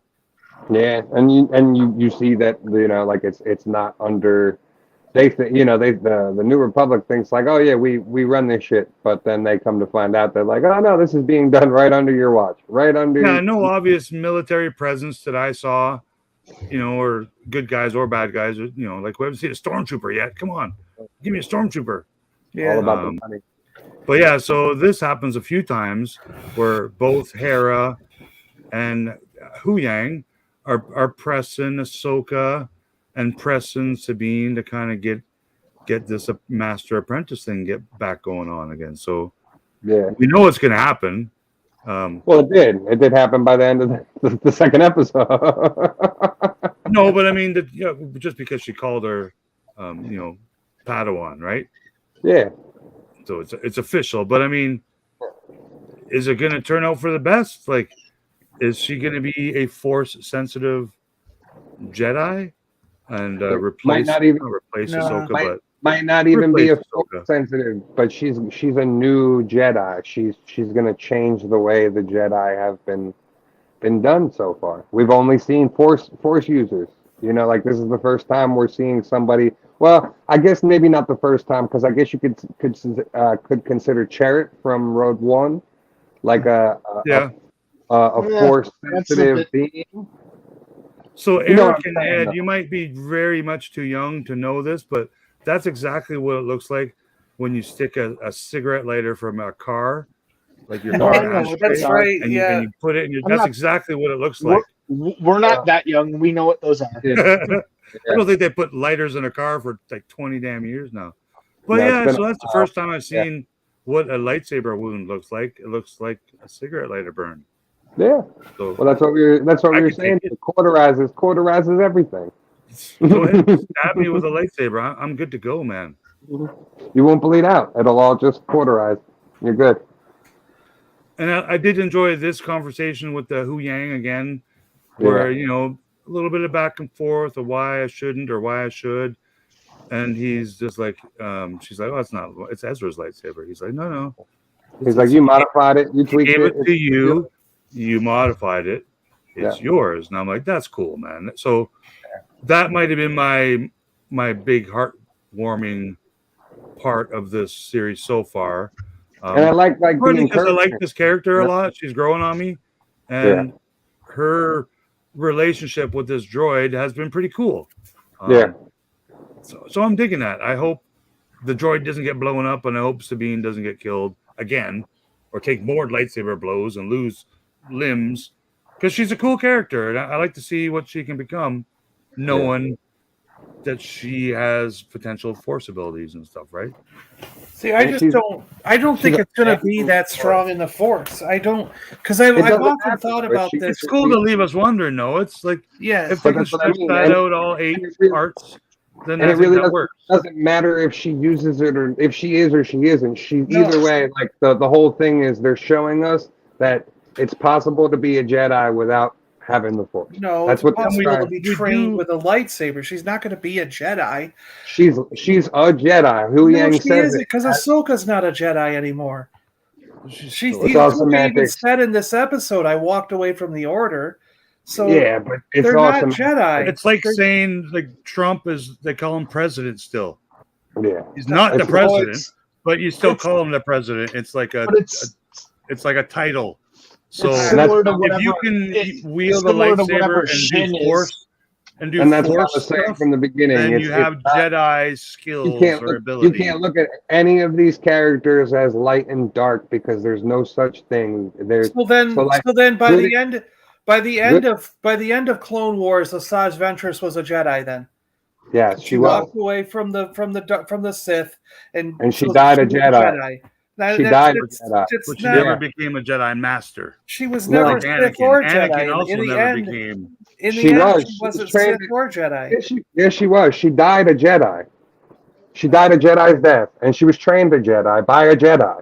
So she was a Jedi before she became Dooku's apprentice. And then she died. Dooku was a Jedi too. I think the point here though is like just because you're a Force user doesn't mean you're Sith or Jedi. Right? Yeah, and like that's what a lot of people have to get out of their heads, like this perception of good and evil and it being two separate things. Good and evil is only a perception. So Jedi and Sith really is just a perception. It's not a cut line in the sand. Well, it's not even that. You could be something could be bad to you, but it's not bad to me. And the way I look at it and the way I interpret it might be different from you, and that's good and evil in a sense of things. So all of these characters, Shin, Baylan, Ahsoka, and Sabine, neither one of them are good or bad. They're all in the middle, and that's what I think. So what everybody used to call gray Jedi or fallen Jedi, it's an oxymoron term. We talked about this on Saturday. I think Dave's confirmed there's no such thing as a gray Jedi. Yeah. A fan made that up, and it's never. You'd be a Revanite. You'd be somebody down the middle, and that's what they were called. I just don't think that they're. I wouldn't consider any of these guys Jedi or Sith. They're just something else. Well, because that's what I'm saying. That's what I've been saying. That we're seeing something different. You were just saying that Ahsoka and Sabine are Jedi, and I'm saying they're not Jedi. I'm saying she's training her like a Jedi. Yes, but, because she is. And Wu Yang even just said it to her, like, you're going to train. If their lightsaber is green or blue, they're Jedi. I've often said, like, what if, like, just like people in our world are trained with a sword and some of them become a master at sword fighting, like, I always said, like, we need to see someone in the Star Wars universe who is trained by a Jedi or someone how to use a lightsaber or use a sword, whatever it is, in such a masterful way that they can take on a Jedi or Sith without having to use the Force. And the thing is, they're just labels and religions at the end of the day. They're ways to identify. The reason I want to see this is because I thought about this a lot in the last like 10 years. I've been like, I came up with this like 10 years ago where I was like, if someone was a master sword fighter, could they take on a Sith or a Jedi because of their skill alone? Because some Jedi use the Force as a crutch. I was thinking, like, could they use the Force as a crutch? And the only reason they're good with a saber is because they have the Force. But if you take the Force away, they couldn't fight and stand up against someone who's a master swordsman. So you watch, could someone be trained enough? So you know that the Mandalorians went to war with the Jedi, and they stood up and fought the Jedi and killed Jedi. Yeah, so like using technology. Sabine, and Sabine's Mandalorian. You know what I mean? Like that's the thing. Yeah, a lot of people. But a lot of Mandalorians didn't use a sword. They used their other technology to do but that's it. what I'm saying someone with a sword. Yeah, I want to see someone use a sword. So I'm hoping that's what Sabine ends up being. I want to see Sabine being trained by a former Jedi in the ways of a Jedi to know, so that she basically can become such a master at swordsmith that she doesn't need the Force. Yeah, well, I'd rather her not turn into a Force user. I'd rather have her just have the skill. You know? Yeah. Well, and that's what we don't know. Next. She has a jetpack, but Hasbro failed to include it again for a second time. She's got to build it, go to the armor and get it built or something. But yeah, so combined with all that, whether she has some Force powers, and that's what I'm saying. We know she doesn't have any sword wielding skills because she got stabbed in the belly. She And tried neither to do does a Maverick. backflip and landed on her head. So she's reaching, she's trying to do stuff. And from the trailers, we see from their second battle, when she's got short hair and they're like in the woods, it looks like at one point Sabine is going like this, like she's either trying to use the Force or successfully using the Force, or she's putting her hand up to stop a lightsaber blow from cutting her head off. So my bet is she's using the Force. Either way, like I said, I don't really dead care. again. Or She's going to loses her lose a hand. hand. Her It hand's don't- gonna it- chop I don't off. think she's going to lose a hand, so I think she will force push that chick at some time and be like, oh, and then the Very fight will go on, and then she'll kill Very her. well could. Merrick, though, on the other hand, has no saber skills, and I think that ties in with what Eric was going to say about him not being Ezra. Chicken. No, Yeah. no.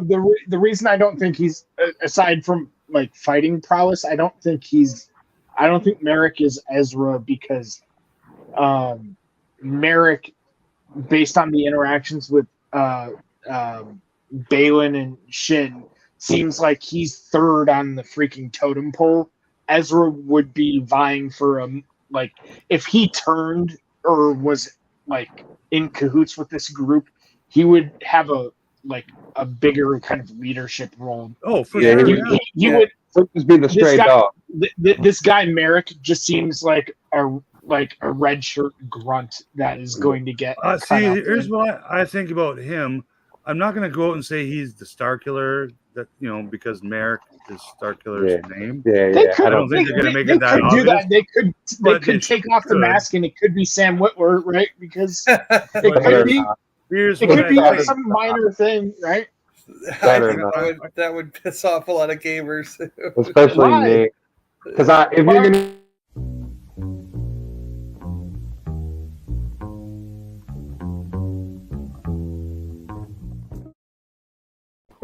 Because if you're gonna think do that, it doesn't make sense. Shin Jedi will get killed by Sabine, and that Merrick character will take her place by Balin's side as his new apprentice. I don't. I think Merrick's a dead man.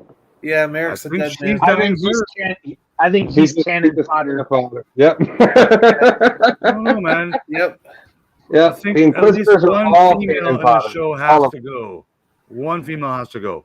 Just Nah, I don't think so. We I need think you get one ball, one all testicle in the female show at least.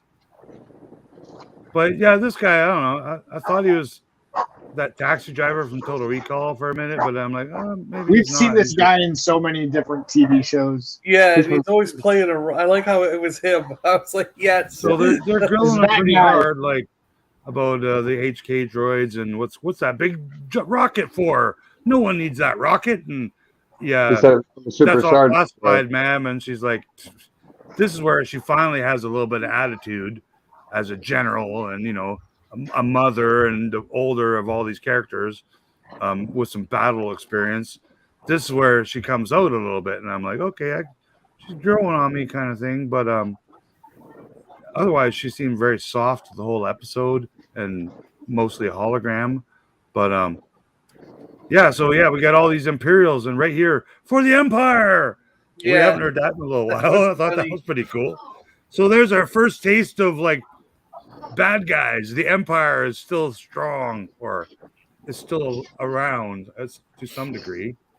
But how many people on this planet do you think are with these guys and currently building parts for, not only for Morgan Elsbeth's, his new spaceship, but There are enough. they're building. There are enough Imperial sympathizers and profiteers to eventually form the First Order. So That's what we're learning, right? Like, there's going to be more of this, I think, too. So, again, so if the droids are going to have a cape, then this person, who I'm assuming is not a droid, he needs a cape too, because here's what happens: he shows up here, he ignites his lightsaber, and then he like pushes a button, and like his cape flies away.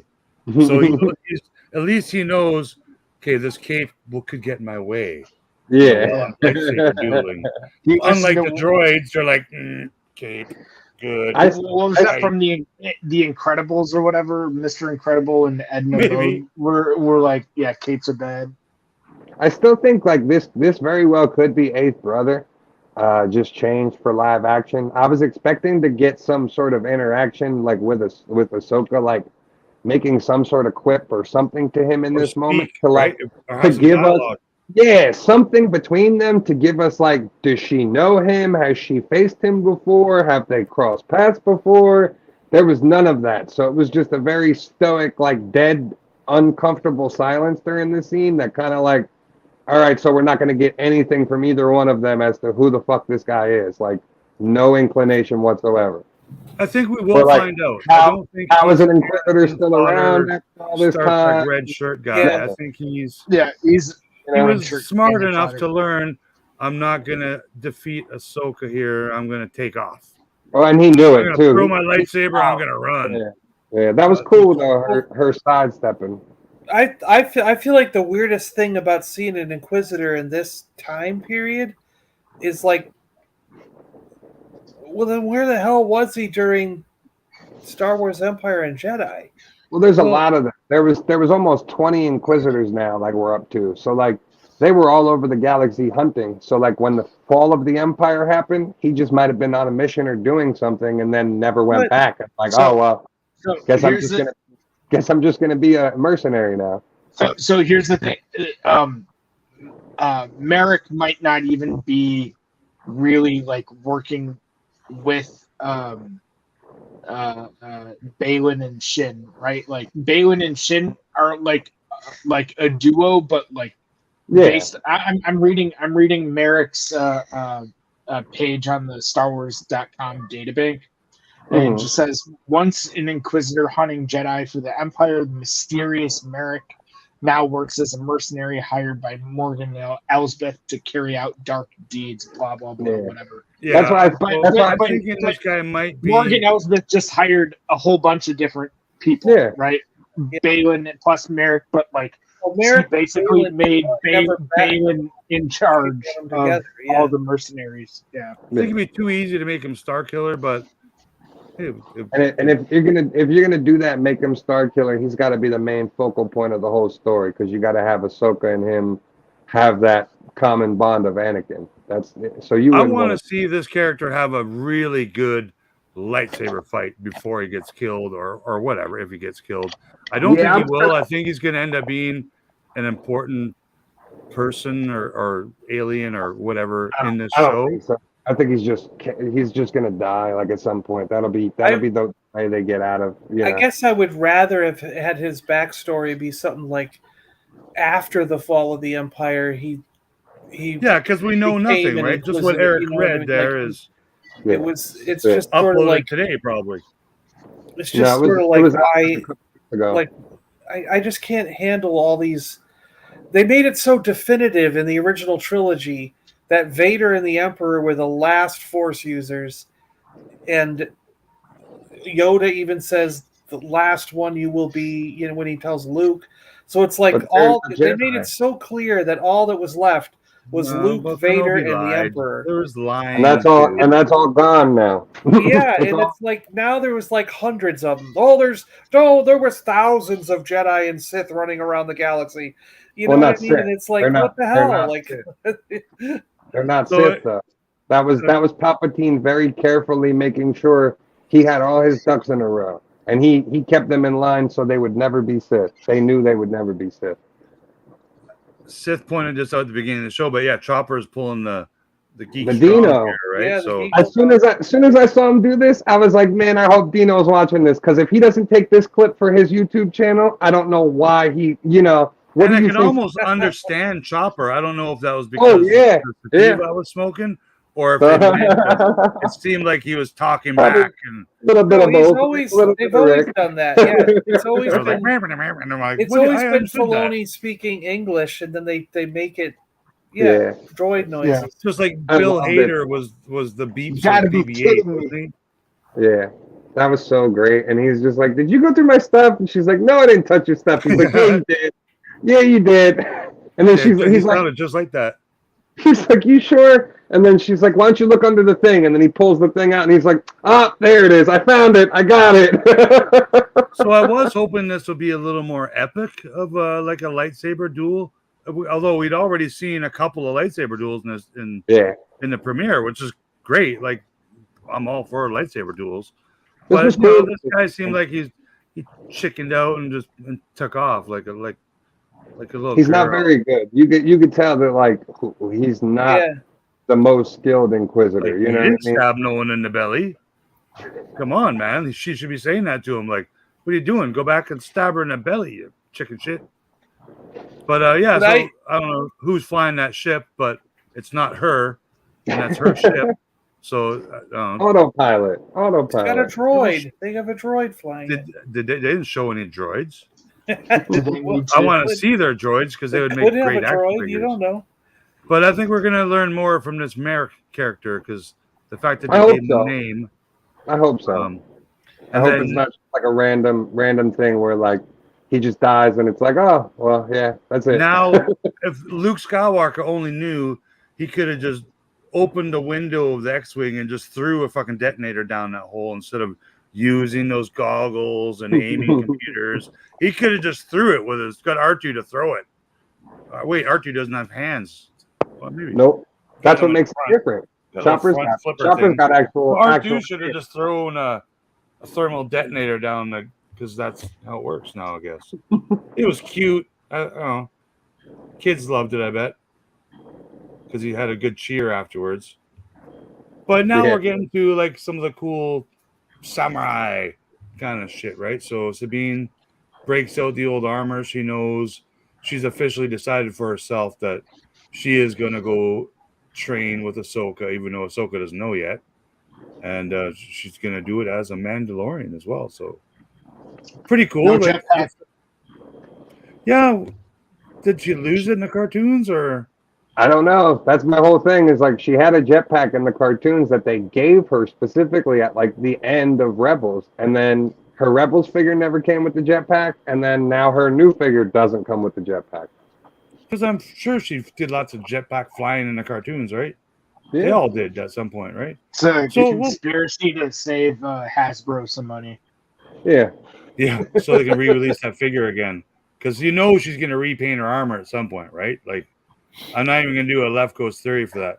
She will repaint that armor before the 8 parts of the series is over. She already did, though. That's not the paint job from Rebels. No, that's on. No, I know, but I mean, it's just. I think that's the You're saying to sell some more toys. They'll repaint her armor before the movie. I got you. Sure. I think the left shoulder pad. When you see it on the right, the blue one, I think that's a Purgil. Yeah, it is. Oh, okay. And now like the Rising Phoenix logo on the other side. One thing we didn't talk about either with her, which I thought was a very nice touch, is that her drawing in live action is Filoni's artwork. Did you guys notice that? I figured so much, yeah. I thought that was like such a nice like little touch. Is like every time you see her drawing or her artwork, it's actually really Filoni's artwork from Rebels. Like it's the same. Because she had some vandalism inside Ahsoka's ship in that little cubby hole, as well as Ezra's apartment that she took over too, right? Yeah, it's cool. Any Star Wars vandalism is awesome. But yeah, more of that samurai vibe. We get this exact same shot with Luke and GOoooo with that little bit of sunlight coming in the window, and this exact same shot with Kanan. This is shot for shot with Kanan Jarrett. Yeah, and the animation. Yep. So yeah, it's kind of neat. Like, I guess there's a new ritual. I don't know. Whatever the reason, I thought it was cool. I thought it was really neat, and it paid good homage to what we know as the old samurai tales, and they take a sword and they kill themselves, and that's not the same kind of meaning as this. Like, she's not sacrificing anything, but she's doing some kind of ritual, whether it's just her own personal ritual. I liked it. I thought it was really cool, man, and I look forward to Sabine being some kind of form of the Mandalorian lightsaber wielding Jedi, and maybe she'll get a dark saber again one day, and It's cool. I dig her character in the show. I'm looking forward to next week the Sabine after show. Yeah, What I do you just guys thought think this of was this? like really just a mirror of Kanan. Like I thought that was the same knife Kanan used, everything. Like I thought that's what she was going okay. Yeah, because he also cut off the ponytail too, right? right before he dies. So that's why Yeah. I was like, is this foreshadowing that like this mission is going to be the end of Sabine? You know what I mean? hope Like is that what? Oh my this God, might- Eric, there was a ghost behind you this time. I swear it was real. It just barked. That's what I was like. Are they hinting that like she might, like we might get a bittersweet moment at the end? Like they'll finally find Ezra and she ends up dying in the process. Like that would be kind of heartbreaking. Yeah, but realistic too. Like not But, every one of these characters. for once, can we should- get like not should. can we get an actual like romantic relationship and like a happy ending in one of these? Like none It's of them possible, have ever but you need a ended. male character, or maybe you don't need it. I don't know. Things Well- are different now. You don't need male characters for love relationships. So You know what but I'm yeah, it could saying? be- Like can we get hopefully like Ezra's an not gay. actual- That would ruin an that actual- whole dynamic. I'm not. ends up together? I'm not shipping Ezra and Sabine when Ezra said in the hologram that he Like a always sister. thought of her as a sister. Yeah, but did I'm you not- see the way? Did you see his facial expression though when he said it? He said it, and then he got a real nervous, like, "Oh, better move on to the next part of it." Maybe. Come on, Embarrassing kind of thing, right? Like, you're telling me you watched Rebels and you're No, not Too shipping young. no, them? no. I'm not saying that. No. Anyone who watched Rebels knows Ezra had a thing for Sabine at least Love early her. on. Love At least her. early on, but you I know believe And things she loved, change. she loved him at the end. That's she still loves him now. You can see that. So also next week, I think it's going to be called Taco Tuesday. I mean Tano Tuesdays. I don't know what Tano. Hasbro's doing. Well, that's They're what gonna it do was. They're going to do it. This will That's for Ashley's sure. thing. They'll repaint that Bo-Katan helmet to be this helmet. Oh, You yeah. can pre-order absolutely. that next week, just in time for Christmas. Probably. Yeah, probably. Tell You're all probably your kids. Yep. Hello, Mr. Bear. So Yeah, I yeah, this think this one will of the definitely be cooler, not cinematographic, but just I don't know. I like this. I liked how Case this. in point, Eric. Case in point. No. Hold on. Just to be clear, I knew this was echoing what we saw at the end of Rebels. The Yeah, thing I didn't understand was like, was it the exact same scene or just kind of like a ritual of like, hey, this is like something I've done before, right? No, I think and this was shot for because shot. like, Only well, thing that's except different is Ahsoka's cloak. Ahsoka's costume, right? Like, yeah. And Dave already had spoke about that, how he wanted to show her getting to the Gandalf point. He didn't want to just have this show start with her being Gandalf. So that And I was think a there practical is- change that he made. I think to there get is us. more of that hair cutting stuff in the Star Wars Jedi lore, but we just don't know of it. Like we know Anakin, young Annie had the little Padawan tail. Same with young Kenobi had the Padawan tail, but they also had the stupid man bun ponytail that Kanan had. But we also never saw them cut those ponytails off or their Jedi braids. But we know, I'm assuming from these kind of little ritual ceremonies we've seen, although they're private, Don't you see it in the there is a Tartakovsky? reason to it, right? So Yeah, I'm and- assuming that and- Anakin. Yeah, he cuts it off. And that's part of the ritual, because it's even in the Rise of the Red Blade book. When you leave becoming a Padawan to a knight, they take your braid. Yeah, so it's And they We said don't it, see a lot it was of that, cool. It was cool in the book too, because you saw that like Twi'leks, for instance, since they don't have hair, it's a bead that they attach instead. So it's like okay. I thought that was an interesting like little thing that they did in the book for like the ones that don't have hair. Yeah, I'm like, hopefully they don't cut off like appendages. Right? Well, that's a joke. That's a joke in Tentacle. that's a joke in the book, because like Iskat, the main character, she's like thinking that in her head. Like, what if they missed and they cut off one of her head tails, like to one of the girls that she's watching, like get her braid taken off, and she's like, "Oh, I'm not supposed to be thinking like that. I'm a Jedi." Like, but it'd be funny. So the droid mentions the transport was traced to the Denab system. So, just off the top of my head, that the Denab system seems familiar. It seems like something. No, Luke you're or thinking Han you're or thinking someone the has said. battle of you're thinking of Lando mentioning the Battle of Tanab. Yeah. So Lando. That's But that's that word. that's TENAAB. Oh, Tenab with a T. Yeah. Okay, interesting. So Sounds I've heard similar. rumors of an upcoming snow planet or ice planet. Again, I don't know if any of this is true, but maybe this is what that is. I don't know. A system is not a planet, though. That's like an area of space. Yeah, that planet that they were at, that one with the star map, that's where the Denab system is. That's in the Denab system. Yeah. So I kind of thought it was going to end here, where Sabine gets picked up with by Ahsoka and a nice haircut. She's like, it fits, kind of thing. And then she calls her Padawan and instead of punch at Chewie, she's like, hit it, Padawan, or something like that, or hit the light speed button. So that was kind of cool. We got a little reaction from her, and no more rides. Go time. Both episodes. Did you guys notice that? Like nowhere to be found in either episode. What? Morai. No, her bird. The owl. Yeah, nothing. Yeah. He was in Mandalorian. You saw him sitting up on the top of the tree in Mando, but not in either one of these episodes. And I was like looking for Morai purposefully, like the whole entire episode. Maybe when Ahsoka and Sabine are training with sticks, because I'm assuming I think in the trailer they train with sticks. Yeah, at one point. Maybe there's a couple of owls watching them at some time, because I think that's how they kind of appeared in the cartoons sometimes. Just where Kanan or Ahsoka's training someone, the owls were kind of watching. But we're not going this whole series without seeing Morai.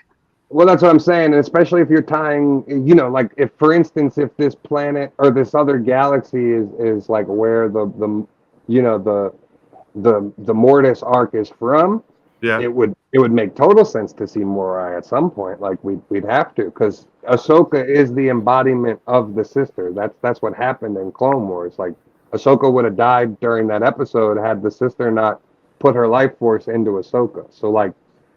That's why I think this whole long game of a story, it revolves around Ahsoka, kind of finishing what the sister was supposed to do. So, and I'm guessing this is that, very similar to like what Jedi starfighters had in the prequels, those big O-rings, hyperdrive rings, right? Yeah.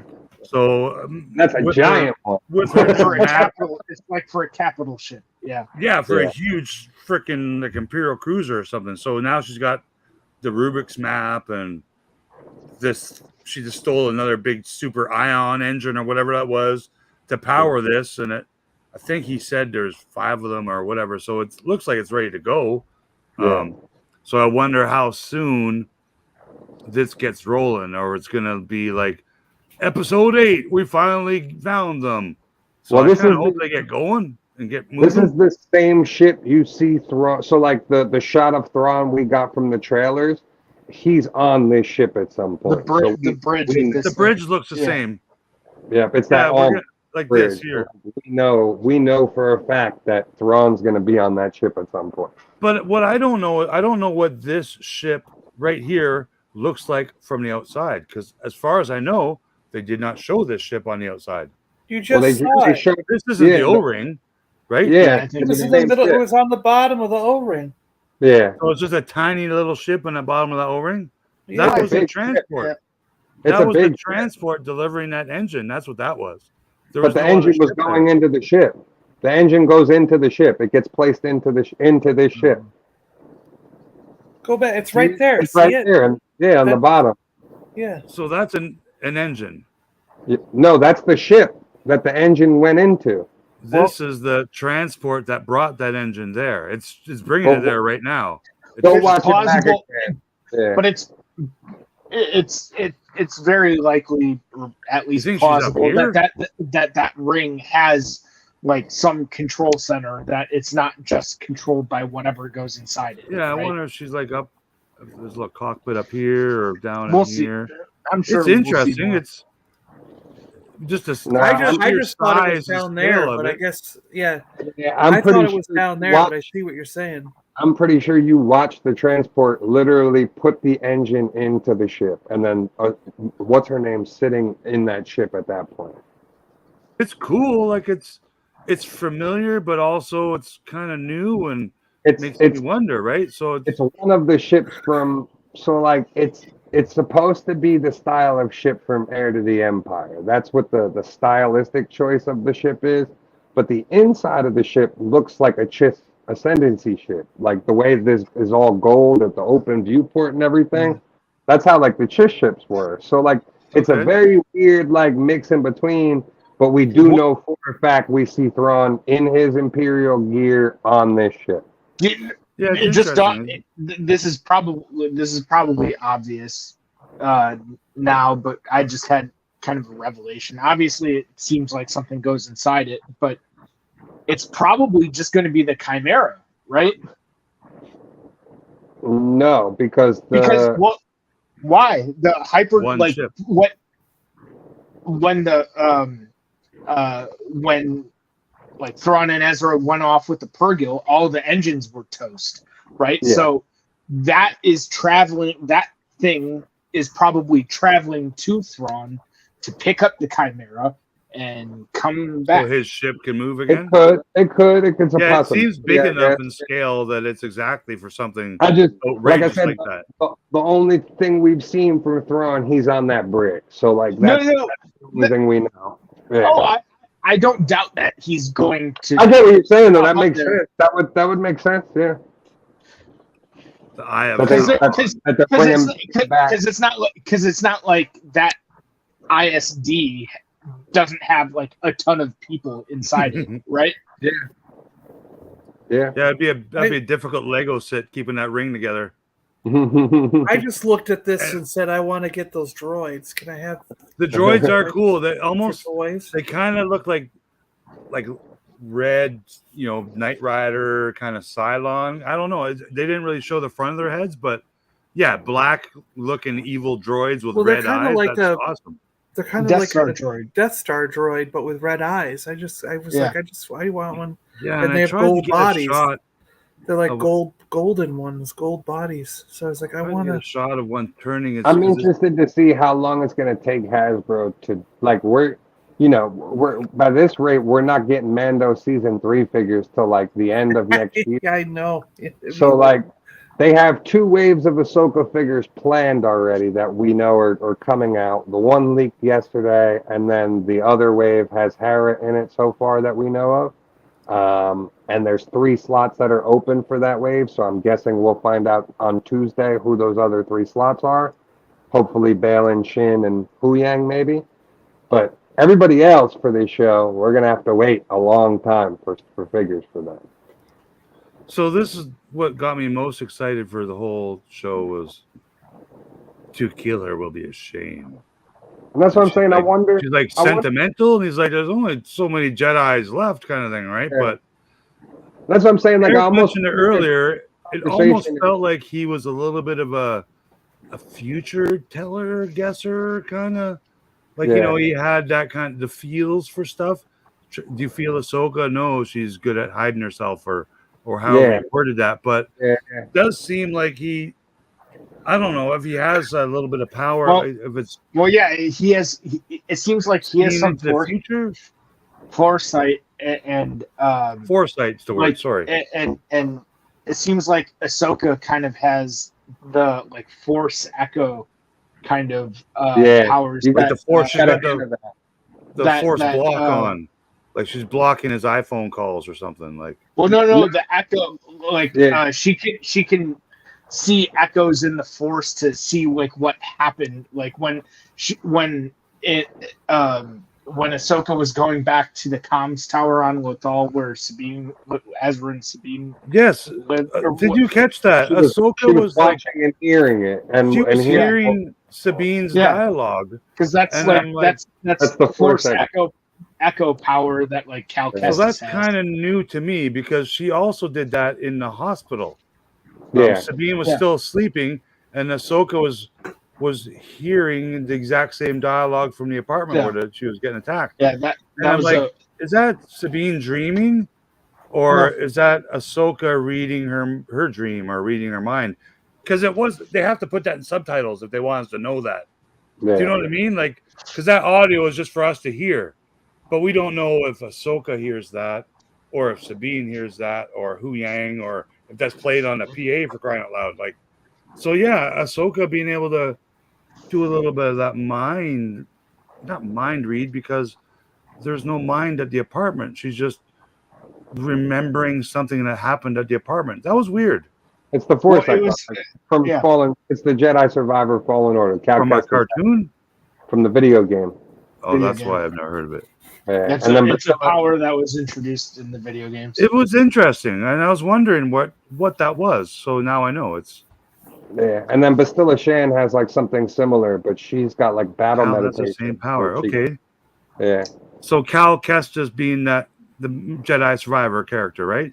Yeah, Cameron Yes. Moynihan. Interesting. Yeah, that's like so like how Ezra can talk to animals and stuff. That's Yeah, it seems everyone Force knows that. Echo- Everyone Force knows that power about me.